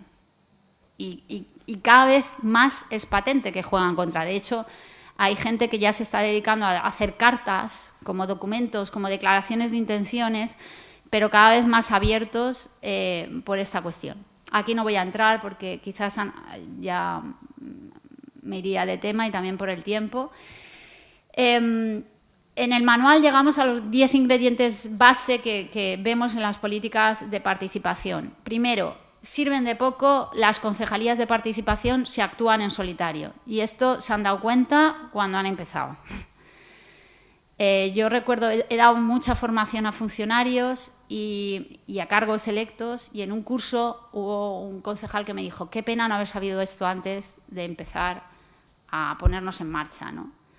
Porque algo tan fácil como hacer un plan de participación, construir un modelo y un modelo coparticipado, y más en gobiernos de coalición, porque muchos ayuntamientos de estas últimas elecciones a nivel local han tenido que ser gobiernos de coalición, exigían sentarse a la mesa, exigían establecer un mínimo común en hasta dónde vamos a dejar que la ciudadanía participe, sobre todo porque, fijaros, el hasta dónde es ideológico, y cuando no está definido se han generado muchas expectativas. Por ejemplo, los presupuestos participativos, la gente que nos dedicamos a la participación decimos que cada vez que se dice la palabra presupuesto participativo muere un gato, ¿no? Y lo decimos porque, claro, lo han utilizado y lo han mal utilizado en muchos casos, han despertado mucha expectativa en la ciudadanía, cuando la posibilidad luego de que determinadas decisiones se llevaran a cabo, a veces incluso técnicamente no se podían llevar a cabo, otras veces eran por criterios políticos, pero de alguna manera la gente había participado en procesos, había hecho un esfuerzo.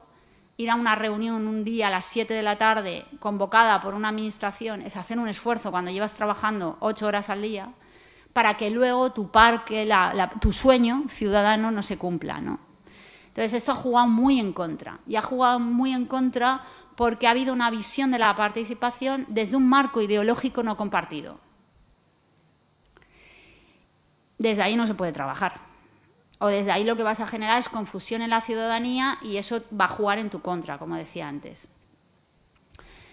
La política de participación exige la transversalidad, es decir, aquí yo siempre les digo, tener a toda la gente de la administración local formada en participación, ya está.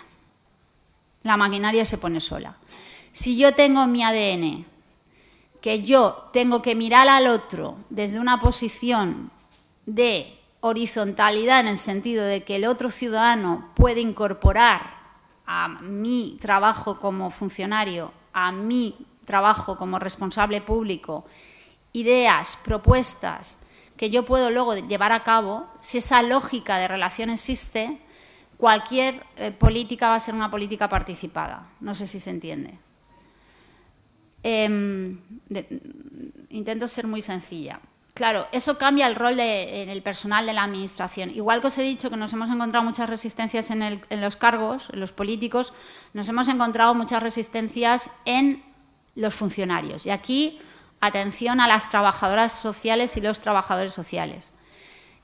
Muchas de las resistencias vienen de dentro. Yo sé lo que hago, yo tengo el conocimiento, yo tengo el saber, nadie me tiene que decir lo que tengo que hacer. No, pero es que el ciudadano tiene el dolor, el ciudadano tiene la necesidad. Y sobre el dolor y la necesidad sabe más él que tú. Entonces, algo tendrás que poner la oreja, ¿no? Me he saltado lo que es la escalera de participación, pero cuando hablamos de participación podemos hablar desde el nivel de información. Hay ayuntamientos que están entendiendo la participación como que informamos. Hay ayuntamientos, la mayoría, que lo entienden como consultamos, y ahí vienen todos los referéndums locales, todos los sistemas de voto electrónico, todas las plataformas donde lanzamos una genial idea. Además, sale en las entrevistas que hemos hecho políticos que van lanzando la propuesta de consulta ciudadana y según los resultados van cambiando la encuesta y vuelven a sacarla, hasta que sale lo que ellos dicen. Y cuando sale lo que ellos dicen, dicen, hemos tenido el respaldo para llevar a cabo, yo qué sé, el quitar las fiestas de toros o poner las fiestas de toros, gracias al apoyo de ¿no? Cómo se utiliza, lo decía Lola esta mañana, cómo el medio puede ser utilizado para la falsa participación, ¿no? Y en este caso, vuelvo a decir, el poder del funcionario, el poder de la tecnocracia es muy fuerte en nuestras administraciones. Ahí tiene que haber un cambio de cultura política. No solo se le puede pedir al ciudadano que cambie, las administraciones tienen que cambiar y los ayuntamientos tienen que cambiar mucho en ese sentido. Cuando hablamos de participación, ¿de dónde surge la pregunta? ¿De dónde surge la necesidad? Como os decía antes, ¿no? Si en un proceso de consulta la necesidad sale del político, pues muchas veces la gente no participa, ¿no? En sociedades, como decía Lola, donde la gente tiene poco tiempo, que me convoques a una reunión para hablar de tus problemas y no de los míos, o me hagas una consulta al referéndum para saber si el color del polideportivo tiene que ser blanco o azul, pues la verdad, no participo, ¿no? El poder está en quien define la pregunta. Y ese es el poder ciudadano. Cuando con vosotras, por ejemplo, trabajamos el tema del diagnóstico participativo y decimos, es que el profesional no define la gente. La gente sabe lo que le duele, la gente sabe lo que necesita. Cuando tú haces la pregunta sobre aquello que necesita la gente, normalmente hay respuesta al otro lado porque hay interés en solventar el problema.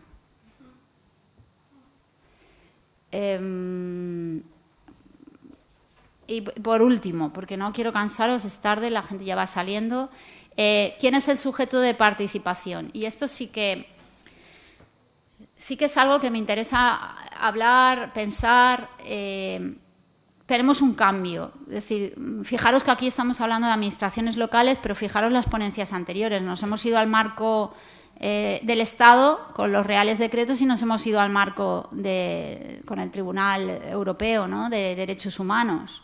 Pues imaginaros el nivel local. El nivel local es el nivel que está más en contacto con la ciudadanía, el más próximo, el que más capta o, digamos, se mimetiza con los verdaderos problemas de la ciudadanía y el que menos poder tiene.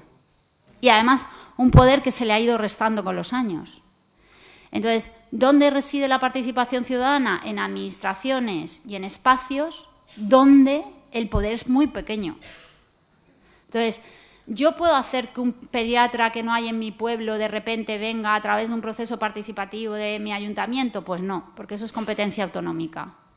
¿Yo puedo decir que estoy harto de ver la pobreza en las personas mayores solas de mi pueblo que apenas llegan a una pensión mínima porque la mayoría han sido agricultores y viven o malviven? No, porque eso es otro nivel, que es el Estado.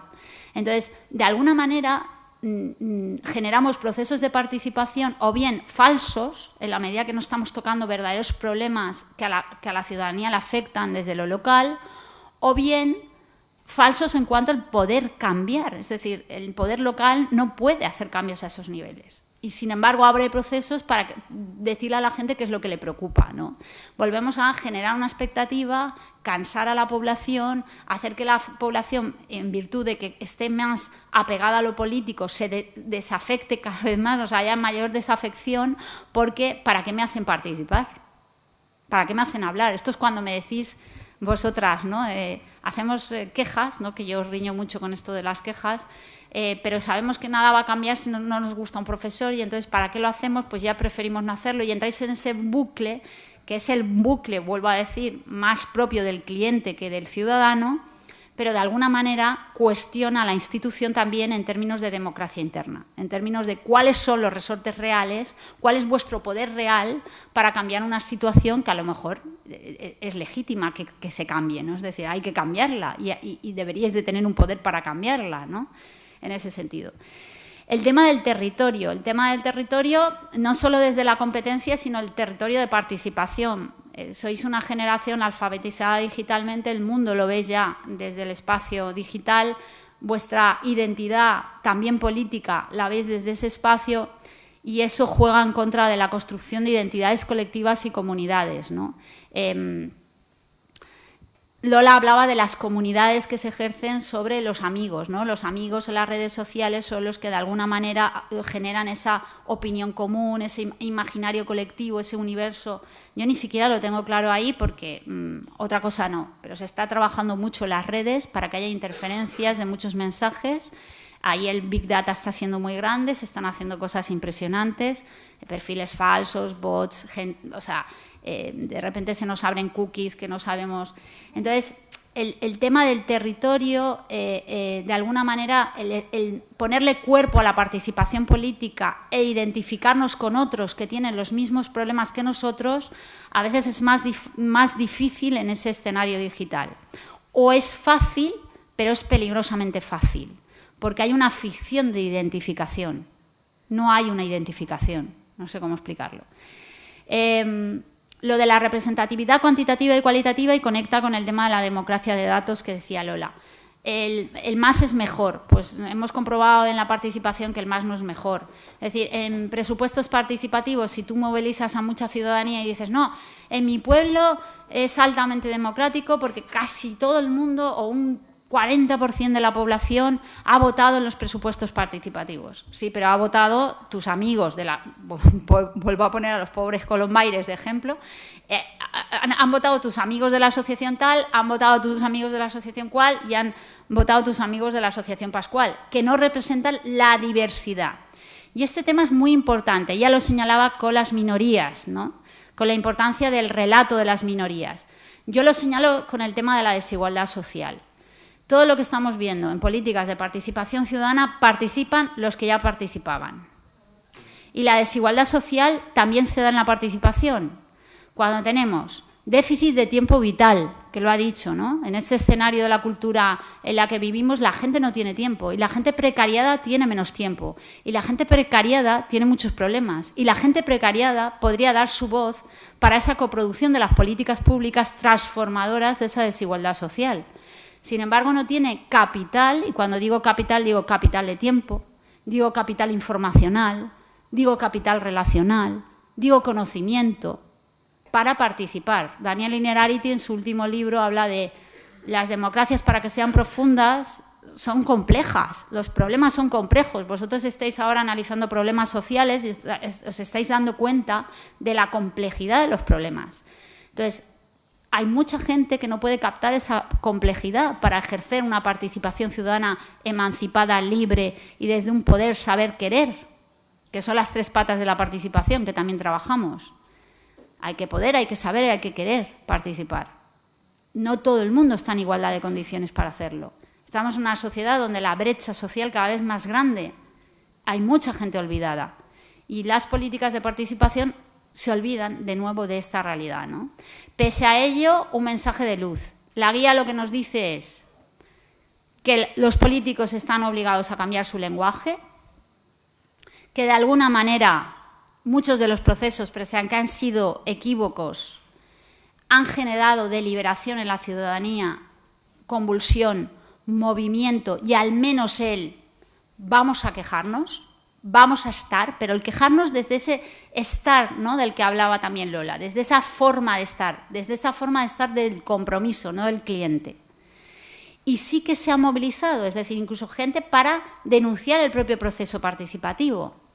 Entonces, sí que ha habido un cambio de escenario, sobre todo, os podemos hablar de la provincia de Valencia, hemos hecho el estudio Valencia, Alicante y Castellón, y sí que hemos visto un cambio significativo en la medida que los ayuntamientos se han ido abriendo y el tema ya está en agenda. Hay que mirar los avances, porque si no, si nos ponemos... Yo hago apología de la participación. Si solo nos quejamos de la participación, bueno, pues votamos una vez cada 4 años, delegamos el poder en otros y como mucho tomando café en el bar nos quejamos de lo mal que lo hacen a la hora que estamos viendo el telediario, ¿no? Eso no sirve de nada. Bueno, yo creo que cierro por necesidad casi hasta biológica de la gente, ¿no?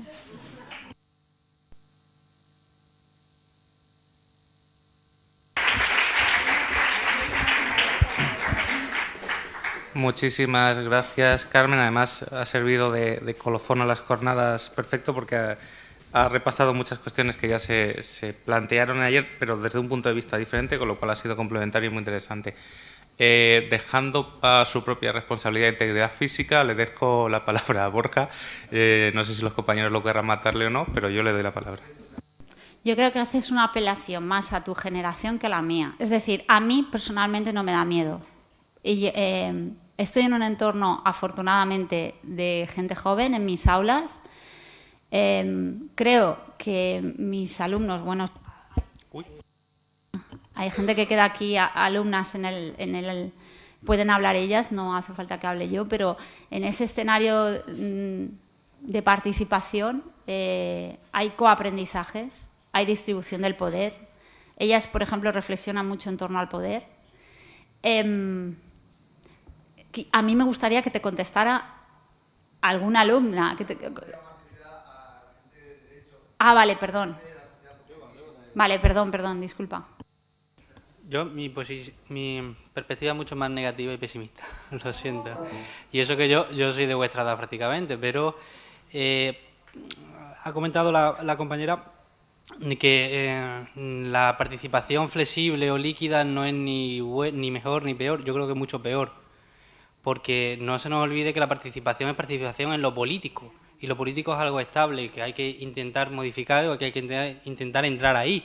Pero la participación por la participación no es nada. Que yo vaya con una pancarta, por muy bonita que sea, todos los días a manifestarme delante de algo, eso no hace nada si luego el compromiso no se mantiene en el tiempo. Por eso yo creo que la participación flexible o líquida, ¿no?, utilizando el término de Bauman, es mucho peor que la anterior. Se necesita compromiso político estable y eso hoy la juventud a la cual yo pertenezco no lo tiene. Y además creo, y esto es una opinión muy personal, que ni siquiera existen la posibilidad de que tenga ese compromiso estable, porque vivimos en un mundo acelerado, donde todo el mundo tiene prisa, donde nadie tiene tiempo, ni siquiera tenemos tiempo para aguantarnos un poquito más en un congreso sobre participación ciudadana, cómo luego vamos a ir a un foro a debatir y a cuestiones complejas como son las que se debaten hoy en política, ¿no? Ya digo, la participación por la participación es un acto de pura voluntad, que decía Ortega, que no sirve absolutamente para nada. Y si no se mantiene en el tiempo, eso no va a quedar, eso queda ahí. Lo pasa con cantidad de manifestaciones y movimientos sociales de los últimos años, cuyos nombres ya ni siquiera nos acordamos.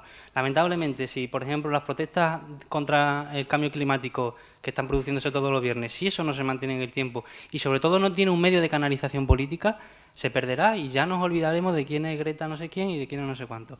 Entonces hay que darle estabilidad y para eso necesitamos espacios, eso ya es una opinión ya también muy personal, de desconexión digital y de sosiego y de estar uno enfrente de otro hablando, porque la democracia también es retórica, ¿eh? Y eso se está perdiendo por completo. Vivimos en una sociedad hiperconectada donde ni siquiera hay capacidad mínima de concentración. Y eso es consustancial a la democracia, porque la democracia depende también del conocimiento de sus ciudadanos. Y ese conocimiento hoy no se puede dar. Por tanto, yo sí tengo miedo de que votéis y de que vote yo. Sí. Yo, y aquí mira, y aquí hay algo de contrapunto del contrapunto. Yo no creo que haya miedo a que la gente nacida en el 2001 esté votando, vaya a votar ahora.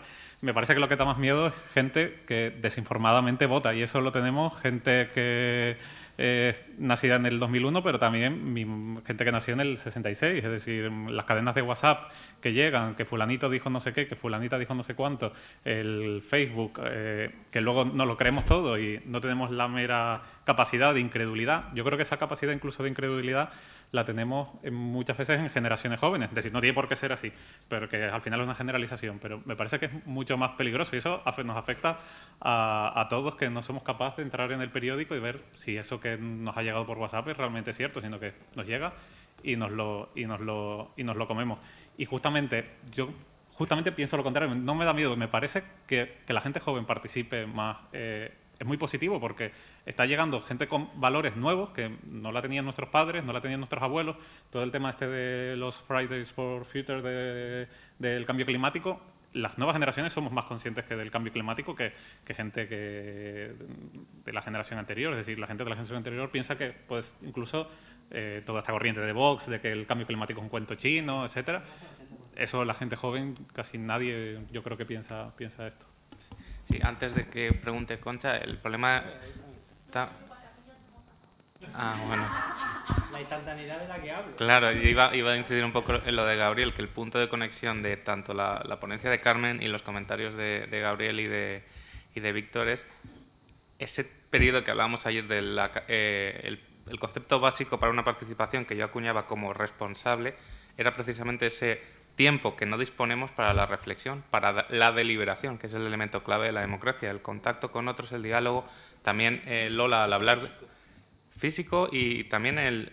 Porque debatir por WhatsApp ya habéis comprobado que no sirve de nada. Sí, tiene que ser contacto físico. En la ponencia de la profesora Lola Bañón hablaba también del tribalismo y claro, esa falta de contacto físico y de contacto, ¿qué derivaba? ¿Qué consecuencia era? La pérdida progresiva de una capacidad tan humana como en la empatía.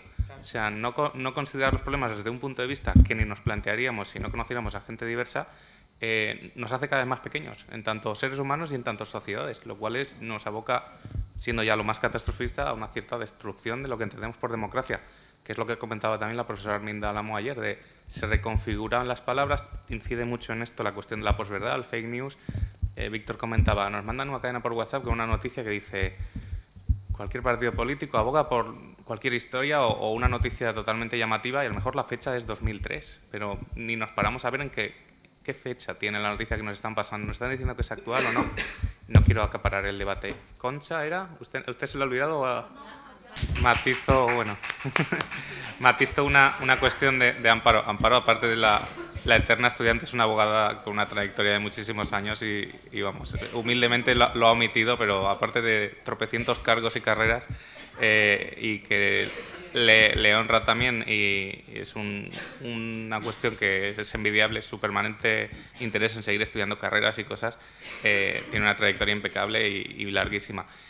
Matizo también, la charla a la que se refiere es un ingeniero de caminos, amigo mío, que fue delegado de estudiantes de la Universidad Politécnica de Valencia y, claro, lo que venía a consultar era o consultarles a ustedes si eran conscientes de los mecanismos que tenían para participar precisamente en el ámbito que yo quería que hablara en esa cuestión, que era lo mismo que yo hablé de la participación en el ámbito de Internet, el punto de vista de la educación o así ya se elaboró en la primera mesa. Yo quería que también tuvieran, por aquello de complementar un poco lo que dice Amparo, es ser conscientes de las posibilidades de participación en la propia universidad. Entonces, que eso es importante para que se escuche la voz de los alumnos en el ámbito universitario, que sepa que existen canales adecuados para ello y que, bueno, yo les conozco en la medida en que estamos ahora en este cuatrimestre compartiendo clases y creo que existe un alumnado con mucho potencial, con muchas cosas que decir y que a veces no tiene la posibilidad de llegar a los cauces adecuados, o bien por desconocimiento,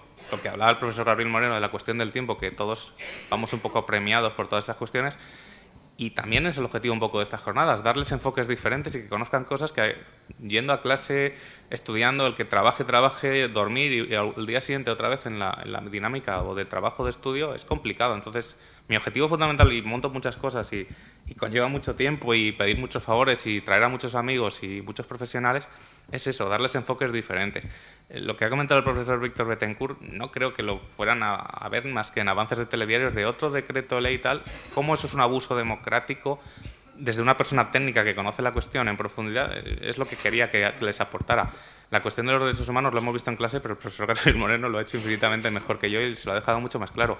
Y de Carmen Montalva directamente poco que añadir. O sea, es una referencia en el ámbito de la participación, ella forma a profesionales en la participación.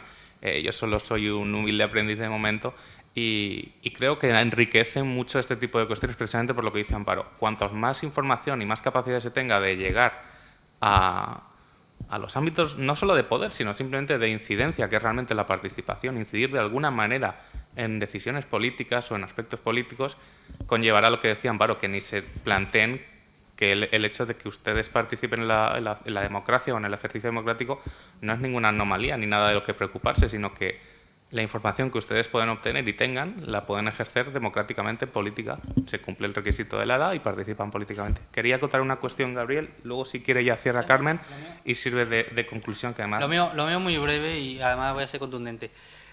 Todos los teóricos de la democracia, desde los griegos a los liberales del 19, decían y presuponían que para que la democracia funcionase, los ciudadanos tenían que estar preparados para la democracia y tenían que estar formados en democracia. Y eso hoy no ocurre. ¿Por qué? Porque salís del instituto, y yo salgo del instituto, y sabéis lo que es un decreto ley.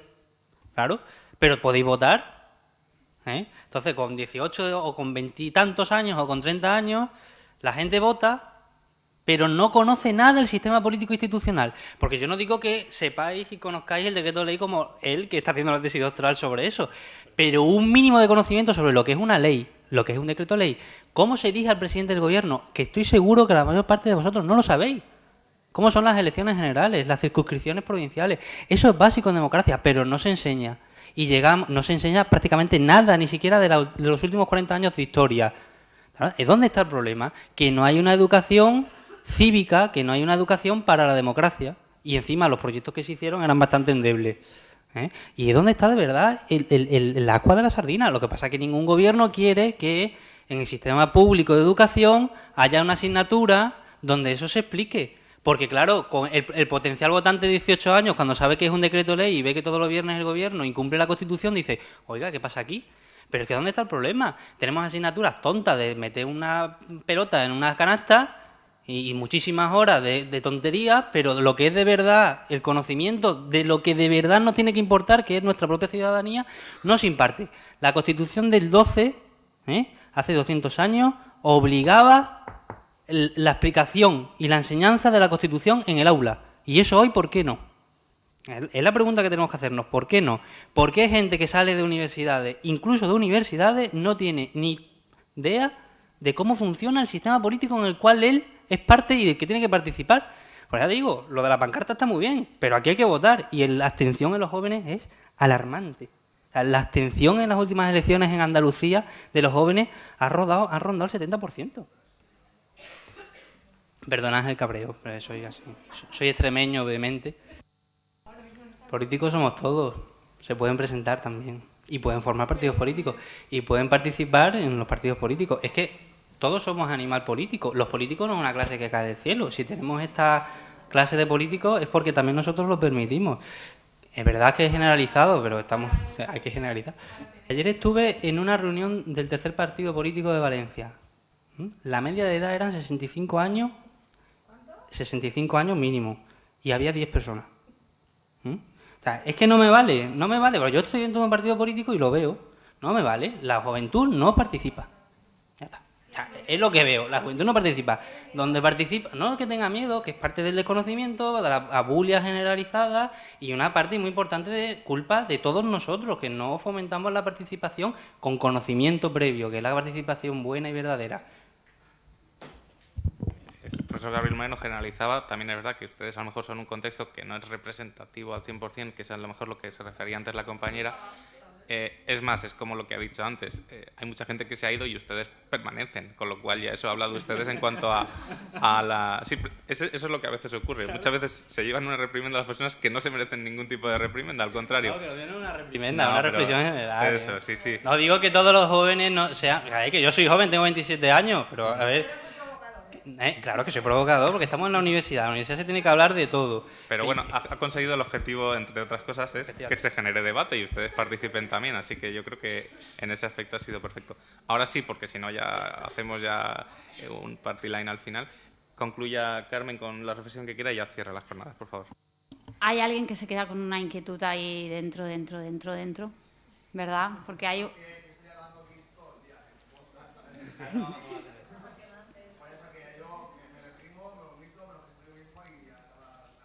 Sí, vale. Damos por clausurada, pero yo sí que me quedo con algo dentro yendo a Gabriel Moreno, ¿no? Sobre todo para que... esta universidad tiene que evitar lo que ocurre fuera de esta universidad, sobre todo lo que ocurre en los medios de comunicación y lo que ocurre en los tweets y lo que ocurre en los Facebooks y lo que ocurre en todas las fuentes de información, y es la simplificación. Cuando nos vamos a generalizaciones, estamos simplificando la realidad. Yo cada día más, y me voy al último libro de Innerarity que lo explica muy bien, las democracias exigen complejidad, ¿no? Comparto absolutamente el planteamiento de Gabriel, que hace falta una educación que en estos momentos no hemos tenido, en términos de una educación cívica, ciudadana, y que ahonde en los términos de la democracia. Eso yo creo que estamos de acuerdo todos y todas. Pero también la complejidad actual nos habla de que existen múltiples formas de participación y que no existe yo no me creo aquí el conflicto generacional. Es decir, no los jóvenes estáis participando menos que los... incluso estadísticamente hablando, hace poco compartí con una investigación que había hecho la Universidad de Alicante con un experto en participación juvenil y no me hablaba de esto, me hablaba de estamos pensando que unas fórmulas de participación son la fórmula de participación. En estos momentos cohabitan diferentes fórmulas con diferentes resultados. Y cohabitan, cuando antes yo decía lo de lo líquido, no quiere decir que esas mujeres jóvenes después de 2 días no hagan nada, siguen haciendo, pero lo hacen diferente a como lo hacemos nosotras, las mayores. Es decir, las formas han cambiado y hay que estar atentos a que esas realidades coexisten en paralelo y no irse a declaraciones morales que simplifican la complejidad de la actual, porque como dirían los franceses, ocurren acontecimientos que cambian la política de la noche a la mañana. Los chalecos amarillos es un gran acontecimiento que tenemos que tener en cuenta y que existe en el presente. Y que si mi objetivo, mi responsabilidad como docente es que no subrayamos los avances, no subrayamos los esfuerzos, no cambiamos el relato. Y en el relato, como decía hoy Lola, está la posibilidad de cambio. Si no creemos que podemos, no podemos, ¿vale? Entonces, hay múltiples formas, podemos mejorar. Esta cátedra lo que intenta es hacer esto. Esta cátedra en junio va a trabajar, hay gente joven, estudiante universitaria, que está trabajando seminarios internos de qué os está pasando a vosotros en el marco de la cátedra. Y yo no lo estoy gestionando, lo estáis gestionando los estudiantes. Y los estudiantes, hoy por hoy tenéis un conflicto interno entre la Asamblea de Estudiantes, que es poco institucionalista, el ADR, que es más institucionalista, los tradicionales sindicatos de estudiantes que están en crisis, nuevas asociaciones y sindicatos de estudiantes, y están pasando cosas muy fuertes en esta universidad. El último claustro en esta universidad, hubo un plantón a la rectora heavy que hicieron estudiantes universitarios diciendo que si son mayoría en la comunidad educativa, ¿por qué están tan pocos representados en las decisiones? Y ha ocurrido este año. Entonces, no podemos decir que esas cosas no estén pasando. Lo que pasa es que ocurre con los medios de comunicación. Los medios de comunicación no tienen como titular que abre un telediario la lucha de las Kellys. Han hecho un maltrato de la información de todo el tema de los chalecos amarillos. Es decir, esa otra realidad no nos llega, pero esa otra realidad está presente. Y yo que trabajo mucho en el ámbito local, veo mucha transformación social desde lo local, desde lo pequeño, con mucho esfuerzo, con mucho cuerpo, con mucha deliberación, con mucho trabajo. Y además desde los que no pueden, desde los que no tienen capital. Entonces, reconozcamos que esas cosas están pasando simplemente para coger impulso, porque si no, apagamos la luz. Es decir, las personas jóvenes estáis haciendo muchas cosas. O sea, congratularos de que estáis haciendo. ¿Otros están en Gran Hermano? Pues sí, pero esto ha pasado siempre, ¿vale? Esto ha pasado siempre. Damos por clausuradas las jornadas. Gracias.